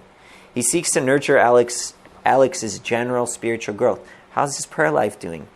How's he doing getting God's word to stick inside of him? That vine connection, right? How's he doing staying in fellowship, serving? Any areas of pain or confusion he wants to talk about or get advice on? What else is going on in his life? Sam prays for Alex regularly, thinks about him, and generally watches over his spiritual growth. They plan to keep doing this indefinitely, unless Sam starts to go to another church or gets another person looking out for him. Okay? Teaching, Sunday school class, I gave as an example, Taekwondo on Mondays. Discipling, and then shepherding. Okay? That's just prototypical. It doesn't have to, this is not prescriptive, all right? I'm just giving you an example. All right. Digging in deeper. Are you ready for this? This is where whatever brain cells you got left, I'm going to kill them strategically over the next 20 minutes. You ready? All right. First, just... Good in the kingdom of God, just saying. Oh my God, thank you. You know, that whole want to be first, last, you know. Oh, there we go. Come on. Just give everything. Don't love anything from there. Crucify your flesh. Yeah. Bring it. Wait. The Lord is All right, I'm going to put this one up. Let's see. Let's do 1D. Just look at it. I don't want to drain you too much. I just want you to see that all the things on the left are actual activities, tasks, commands, whatever you want to call them. Things that are encouraged or stated that these are healthy for Christians to be doing, these kind of practices, right? I even got some of the verse references. Pray for one another. All right, prayer is probably a good idea. It's going to probably help me grow spiritually mature. Teach one another. You can look all these up. Admonish. That's like give strong urging. Sometimes you need someone to just bring it. Like, nah, this is the direction you got to go. Run after this. Throw this off. Throw it off. You need someone to look at you and just, that's that admonishing. A good direction that they're just giving you that verbal boost. Like, you got it. Chase, run. All right. Then discipling, that's, another instruction, Matthew 20. Communion, do this in remembrance of me. All right. Evangelism, for that I've got to always be prepared. That's the evangelism command that applies to all Christians. Always be prepared. All right. Don't give up meaning to get fellowship. All right. And I've got being cared for by a shepherd. Okay. Jesus has appointed this. Obviously, he wants sheep to have shepherds, or he wouldn't appoint some to be shepherds. Encouraging one another every day. We had that verse. Love one. All right. I just want you to see that discipling is one of a lot of tasks, and all these tasks contribute to spiritual maturity. Yeah. No one of them is the end-all, be-all. I got the moniker being the discipleship guy here for the TBC side, and I've shed that moniker, and you guys don't know that about me probably, but yeah, like when I first was coming to this church and interviewing with the elders, I said, I want to be very upfront with you. I'm passionate about older believers discipling younger believers. Okay? Every older believer. Like, I would like to see every single believer that's older, that's been seasoned in their walk, discipling a younger believer. I don't care what your gift is. Okay? Discipling, not shepherding. That's, disciple. And are you guys okay with that? I said that elders, and will you support that? Maybe if it doesn't have to be your passion because it's going to be mine, but I have to know that you support that passion. You know what I mean? Because you don't want just being in church that everybody has the same passion as you. They don't need you. You know what I mean? You don't need a church with all kidneys. Okay, you need some livers and some spleens and. And they said, yeah, they would support that. Every November I could have the pulpit to talk about discipleship. So I wasn't the senior pastor. We had a senior pastor. He was part of the elders interviewing me. He said, you get November, encourage people to do discipleship. And so my first 4 years here, every November, I'd talk for 3-4 weeks on discipling, what it is, because people don't know, or we call everything discipleship. So it's like you helping a younger believer, and you got to actually take them on your wing and spend time with them. Jesus discipled the 12. So at any rate, I got that moniker. It was you're the discipleship guy, and I just didn't like that. I was like, no, I'm actually just a pastor. I'm only doing this. I'm this guy right here, actually. I'm only doing this right now because this church is super strong and all the other ones, but nobody's doing this. That was my assessment, and that's a lot of churches. You're we're good at meeting together, prayer meetings, communion, evangelism, teaching, super strong, but then you could go around the church family, ask any of the people, who are you discipling? Well, I don't really do that, so that's a problem, and that was the whole. And it's I want to see the glory of God. The glory of God comes when we do all of the things, not just 9 out of 10, and so yeah, I've shed that, but yeah, I am passionate about discipling. This is not discipling 101, obviously. This is shepherding 101, which I'm sharing with you now is not discipling. So why are you talking so much about discipling? But yeah, I know. And some of, You're in 202. and you know what? Even Gretchen gave me some a couple people that I could invite, because I asked for some different people for ideas, and she was one of the few that got back. Invited a couple, and some of them from the TBC side, and they wrote back to oh, I love discipleship, huge passion for it. Yeah, I'm a little busy right now, but somehow I said nothing about discipleship in the trailer, in Shepherding 101. It's all shepherding, but because I had that moniker, It's like, oh, this must be another like discipleship emphasis. It's not. But yeah. So let's go next to 1G. Oh, wow. Where's 1F? All right, sorry. 1F first. Hold it up just so you can feel how thick 1F is. This is the next handout. Take that 1E, and you can put it on the bottom. We're done with that. There's only, 1D. Put 1D on the bottom. And now, yeah, 1E. See this big honker? All right, now we're going to have one of you stand and read this thing. I'm just kidding. We're not doing that. I mean, this is like super nerd level stuff. No, it's not Greek. It's English. The whole thing's English. Well, actually, yeah, it's a lot of Greek, actually. So this is like, this is not on discipling. I don't want to get too in-depth on this. It's Shepherding 101. But I share this with you so that you know, like my background was not pastoring, okay? Like, my background was exegesis. Like, I was with Wycliffe Bible translators in Kenya, planning to spend my whole life in Kenya helping them translate the New Testament from Greek into Ilchamus. Like, so my specialty and all my training was Greek. That's my thing. There was one day I went through the Greek dictionary, Greek to English dictionary for all the words that are, it's maybe like the Webster's dictionary that Jesus would have used, that kind of dictionary. It's Greek. So I went through it 3 times once in one day, separating the nouns and the verbs and the adjectives. I pulled them all. I mean, that's like, I can read you definitions from a lot of words. If you want to know what they mean in Greek, I have them memorized. Okay, I'm like this nerd level, right? So that was my career. I thought that's what I would do.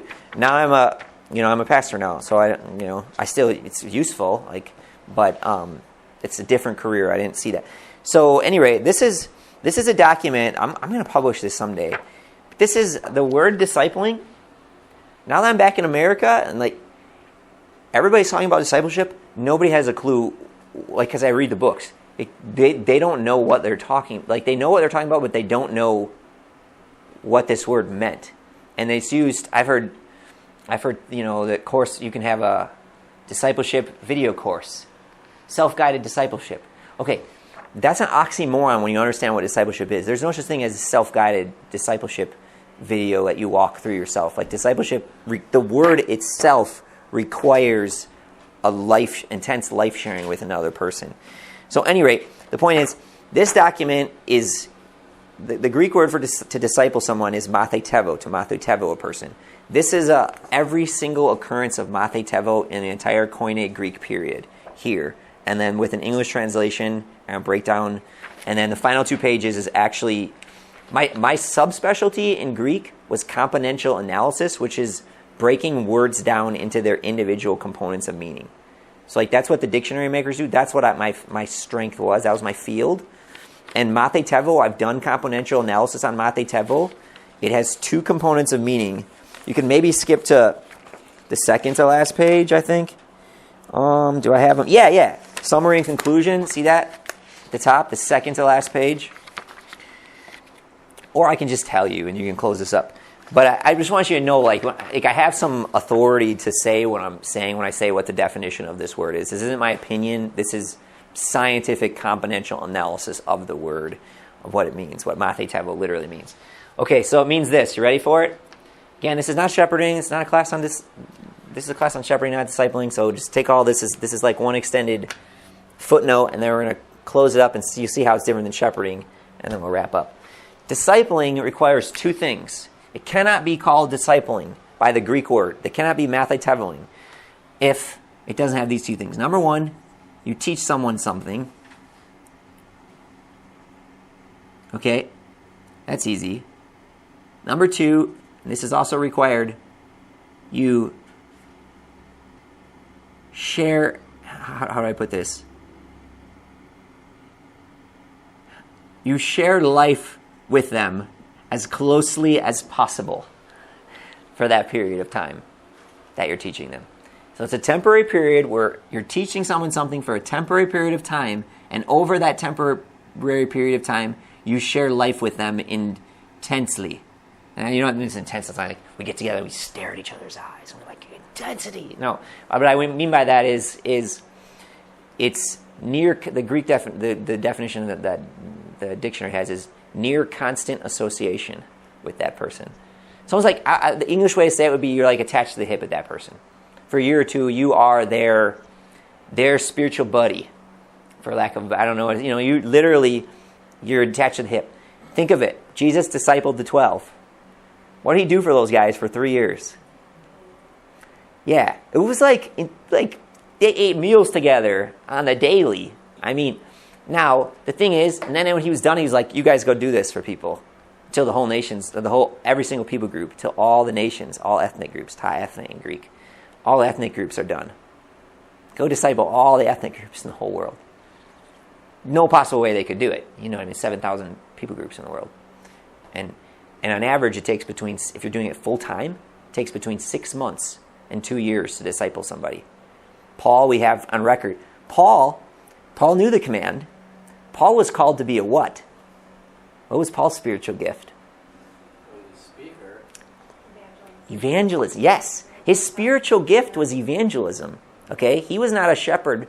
His spiritual gift was evangelism. So he went to different cities, he would evangelize. But then unlike Billy Graham, he wouldn't leave and go to the next one after a week crusade. Even though it wasn't his spiritual gift, after a month of evangelizing the city, he would stay there, minimum for 6 months. That's the minimum we have on record of him staying.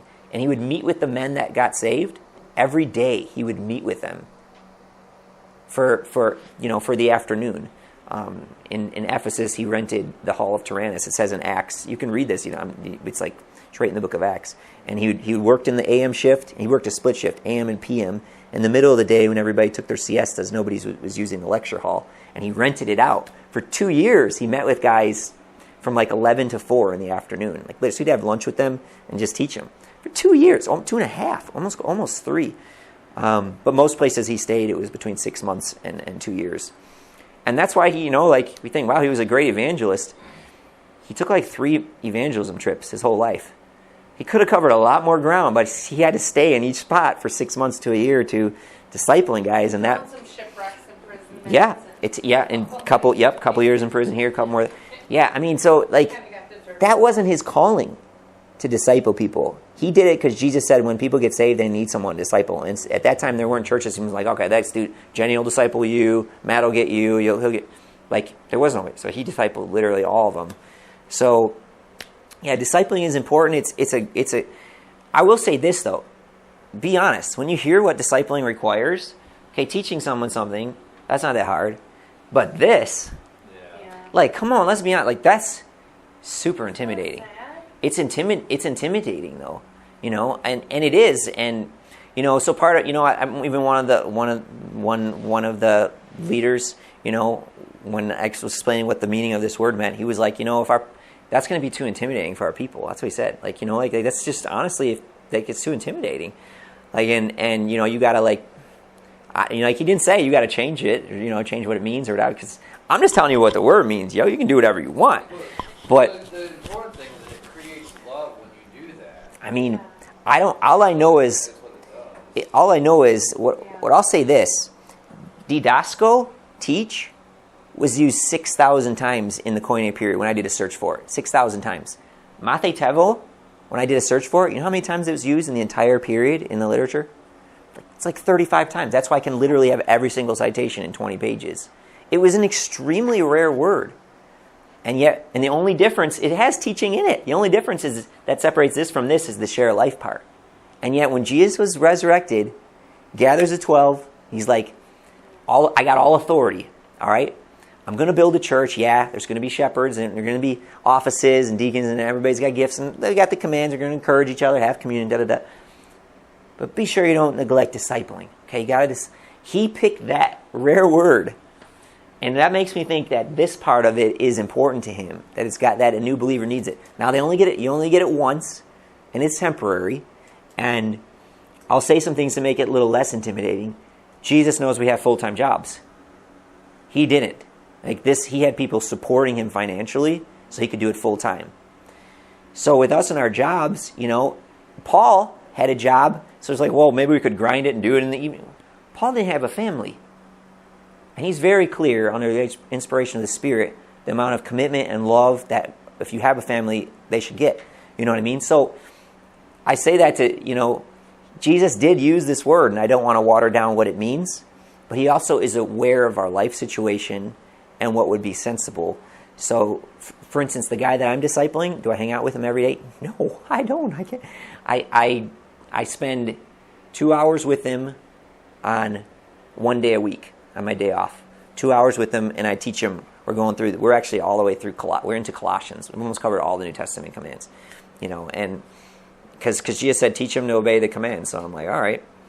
I didn't have it. I was like, let's just start at Matthew, and I don't know if I did it the right way, but he said teach him to obey, and so I teach him, and then I tell him what it looks like in my life or what it's looked like, or and then if he has questions, and sometimes he asks, and then when he's clear to him, then we're like, yeah, let's move on, God. And but yeah, so I meet with him 2 hours a week, okay, and then I try to hang out with him at least one other time during the week, and I had 3 slots open in my world, and I work out on Wednesday. I work on Saturday, and I watch anime Thursday after I get home from young adults group for a couple hours. I just veg and make nachos and watch anime. It's like my time. And I was like, you're welcome in either one of those 3. You pick. And he was like, he loved anime. He's like, let's do the anime. So I didn't create any more. I didn't have any extra time in my world. You know what I mean? I gave him the 2 hours of teaching, carved that out, and that's been hard. Honestly, it's 2 hours a week, and it's been hard for me to do. My wife's given a lot to me to do that, The Thursday evening was no big deal. It wasn't any extra time, and my family's asleep by the time I get home. So, and we have a great time. But I tell you what, we didn't know what the heck we were doing other than I knew what this meant, and it's like, let's just do it, And now we're we're probably 14 months in. I told him my goal was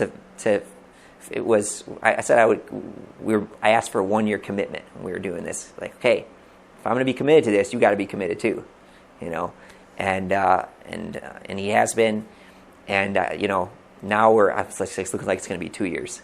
So I'm like, I don't know if I have to go through all of them. Like, did Jesus literally mean every one?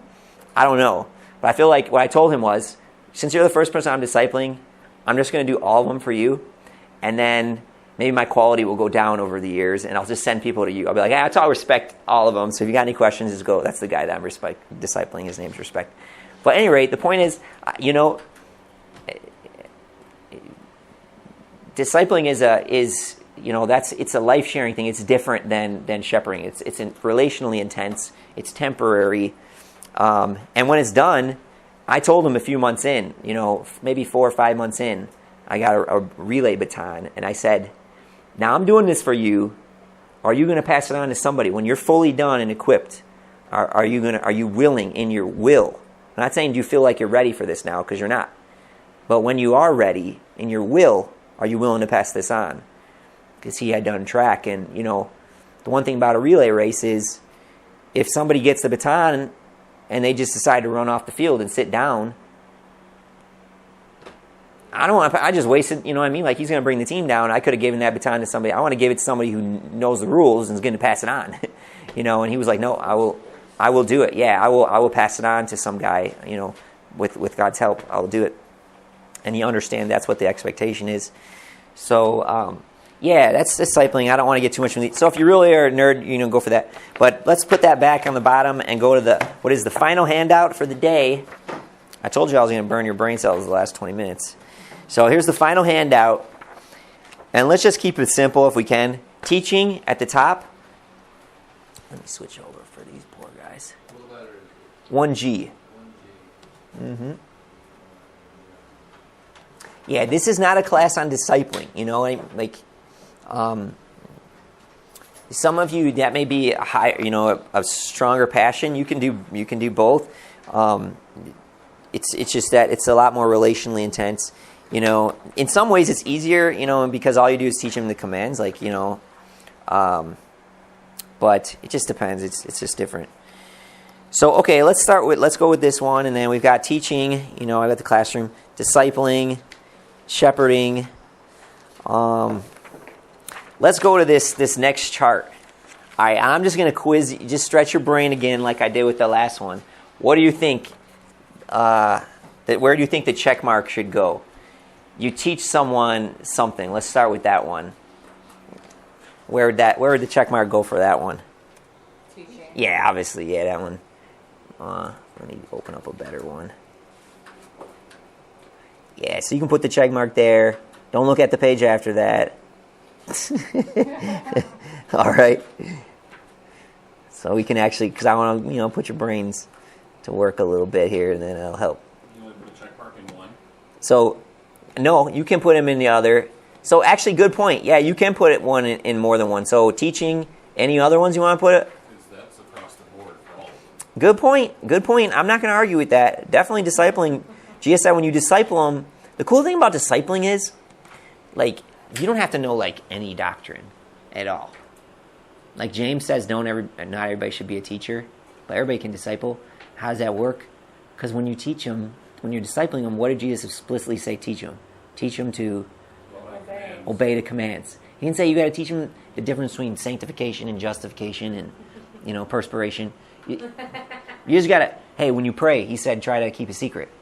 Okay, I don't know Greek, but the way I've done that is I'll try to not be all showy with it, try to keep it. Anybody can do that. You know what I'm saying? Like anybody. You can, and you get one you don't know, you skip it. It's okay. Hey, you're going to get through the end. You taught him a lot. And the thing is, a new Christian, if they didn't have a church family or like a Christian family, we assume like get saved, just come to church and try to figure stuff out. They don't know nothing. Like they might know that like a couple sins are bad, but like in terms of like active stuff they're supposed to be doing, like what should I use my life for? They don't know. And kind of by osmosis in church, like slowly they can learn it. But dang, if you give them a year or two and you just teach them all of them, they're not going to be perfect at any of them. But at least it's on their radar screen what to pursue. And I always tell them, if you're pursuing, you're where you're supposed to be. The pursuit is the obedience. That's what it says in Timothy. Pursue righteousness. Don't worry about if you arrive there or not when you get to heaven. Just chase after it. Sometimes maybe you do get braggy with your prayers. Okay. Just keep pursuing doing it the way Jesus said. You understand the way? Yeah, okay, you got the target. The Holy Spirit will help you, So yeah, teaching, let's put it on discipling, but yeah, no doctrine needed, just the practical parts. It's pretty cool. That takes some of the intimidation level down. The life-sharing part is the intimidating part. So, okay, shepherding, yeah, you're going to probably teach them, how to nurture their relationship with God and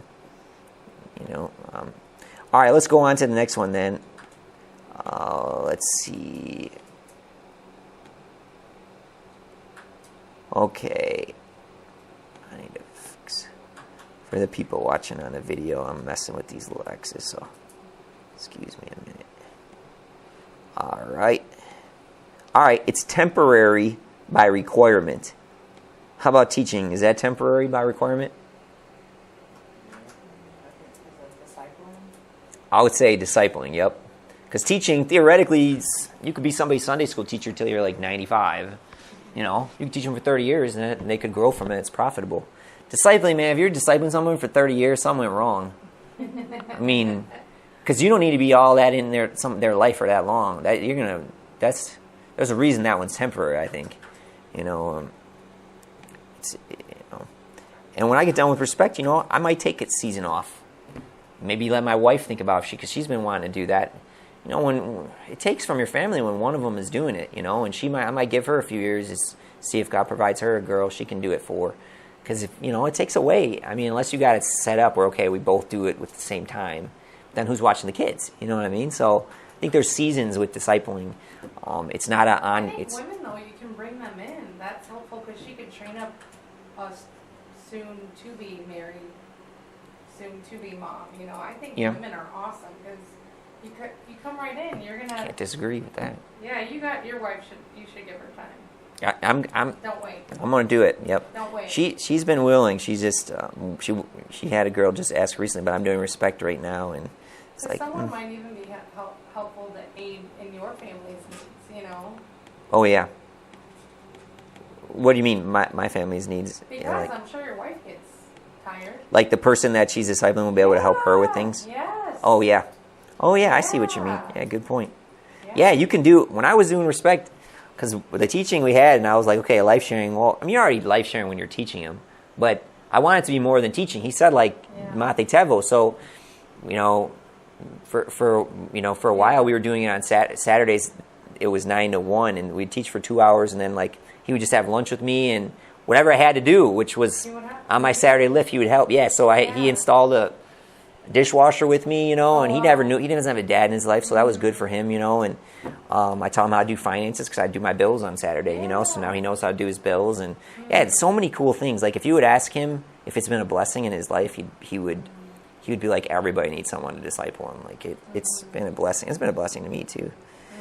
All right, let's go to reproductive. Reproductive by okay, this thing is, my app here that I'm using is, it's not being good to me right now, so I might have to pull out of this thing.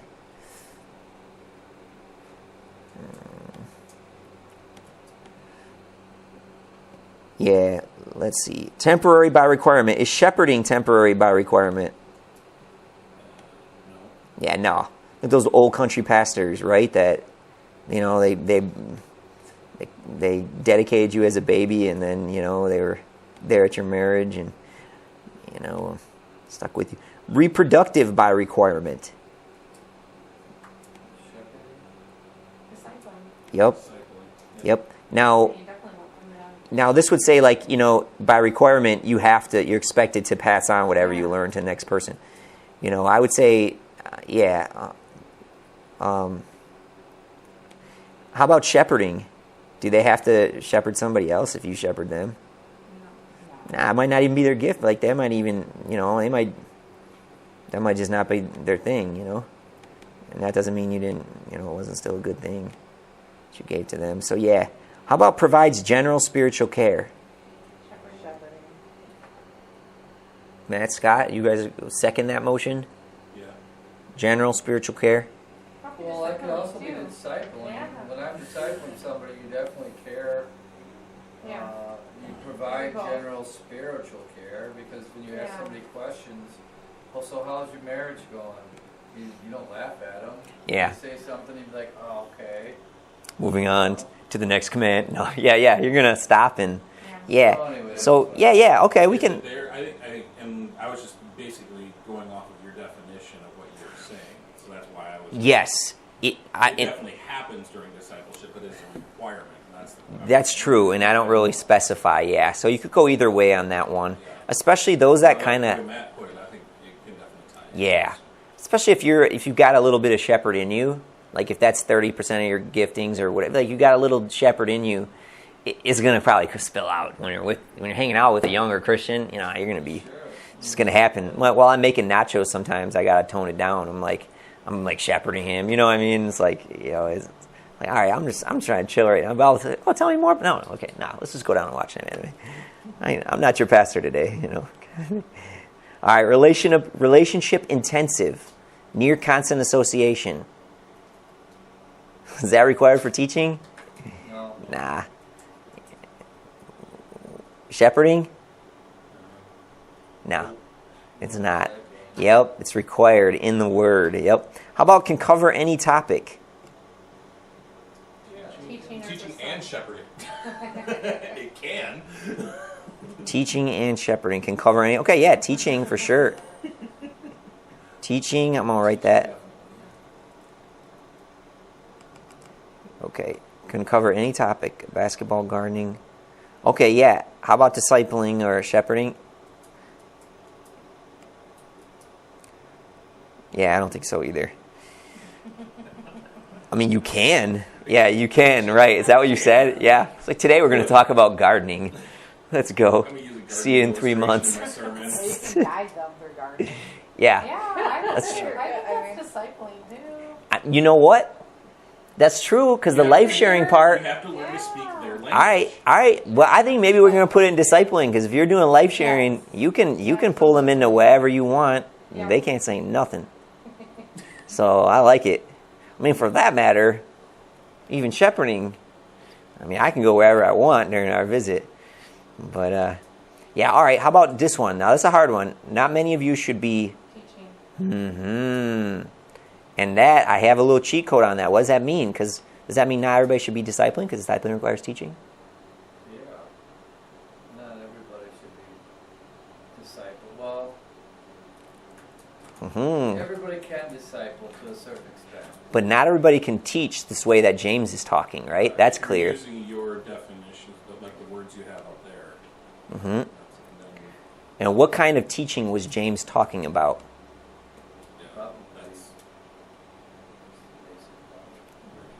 James, when he said that not everybody should be teachers, what he was talking about was formal teaching of doctrine. Not everybody should be up on the pulpit teaching the difference between sanctification and justification. And he gives the reason, because those that teach doctrine, you're going to be held. Mm-hmm. Yep. You better have studied that stuff. You know what I mean? So yeah, doctrine teaching, that's something that people should hesitate before they open their mouth to do, and that kind of thing. Yeah, so I'm going to put that under teaching. That's the one that's got that guarding kind of, whoa. Let's be careful who we put, doing this for, feeding the flock, the doctrine. But yeah, I don't think that requirement's on you. Some people have a spiritual gift for this. Teaching and shepherding. Were those the both you were thinking of, Matt? No, I was thinking discipling and shepherding. Discipling and shepherding. Well, it could be all three, because some people have a spiritual gift for listening really well, and that's part of discipling. Okay, I can see how you got that. Not that there's a gift of discipling, but that certain gifts could make it a higher quality, or you could use it in the course of your discipling. You can go any way with that one. Mm-hmm. You'd be picking Okay. that one apart for a while. Yeah, true. All right, a prototypical frequency of meeting. All right, it's the last one. I don't know what you mean by that. Yeah, that's like we're gonna write in here. Pilot, or this is the procedure for it. We're gonna write in here you might not like this one. Like prototypically, how much time would you be spending? Are you gonna be, if you're teaching someone, what's normally that's so hard to say for teaching, because it could be. 9 a.m. for 1 hour. Yeah, that would be, or judo lessons normally once a week. That's kind of teaching. But if you're in the classroom, it's every day. Yeah, so it's hard to really answer that. How about for discipling? What would be the frequency that you get together with them? It can even as much as possible, or we'll just put as much as reasonably possible, with the life situation that you're in, which the Lord sees. Yeah, and also not burning yourself out. You know what I mean? Like you got to be prudent with what your family can do and what you can't do, what you can give in a season and what you can't. I'd say about, for discipling, there's no number attached, and I'm going to give you a number: 4 hours a week. Okay, I just say, that's more than a Sunday school class, and maybe that's one day where you spend. That's a good chunk of an afternoon with that person. Or maybe a couple times a week, for 2 hours or something like that. There is no number, but when people want a number, that's what I'm giving you. Better, if you can't, it's got to be more. You got to spend. There's a life sharing thing. I would say that's a minimum. It's like a relationship. Yep, it is. And if you can't have that season, don't do that. You're not going to be able to go out with her anymore. So. Yep. You got to build. Yeah, so we'll put as much as reasonably possible, but yeah, that's about what I would say is what's it's a good amount to kind of have in your mind. Can I do this season or not? Do I got a couple slots in my week I could, and then how about shepherding? Prototypical. Yeah, and that could depend on your shepherding. You might like to get together with them monthly. That's okay. You might, that's for you to work out with the person, and I give that as a guideline, because a lot can happen. If you start doing once every year, like the doctors do, that's okay for a physical, but spiritually, a year, a lot can happen in a year. You might not be walking with Jesus after you know what I mean. So something between what's required in discipling and what's required if you're a doctor, somewhere in that. I think quarterly is good, something to shoot for, something more than once a year. So, well, okay. Take that one and put it at the bottom of the stack. And we're not going to do the case studies. We're not going to do summary of differences. We're not going to do the 5-minute break. And the final 15 is a review and teaser. Let's go to that final page, review. We did 3 things today. Mostly they were all academic.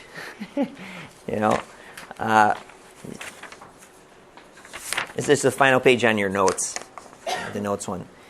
We looked at the difference between a gift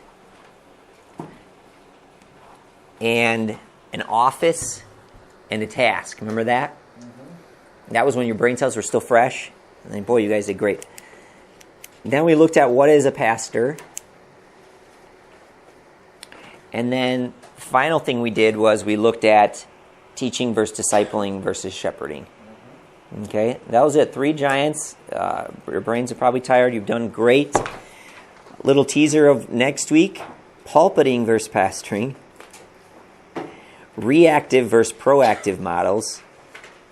And I feel the pull, but I don't fit the mold. Removing some stereotypes. It'll be kind of fun next week. By far, today was the most brain-draining week, I would say, most academic. And you guys did excellent. You did fantastic. So take yourself a Kind Bar for the road if you want. Or those are probably the easiest one to take for the road. Or a muffin if you had your eyes and you just were too embarrassed to eat in front of the group because they're messy. You can take it for yourself and eat it. Good. I hope not. And you guys did a great job.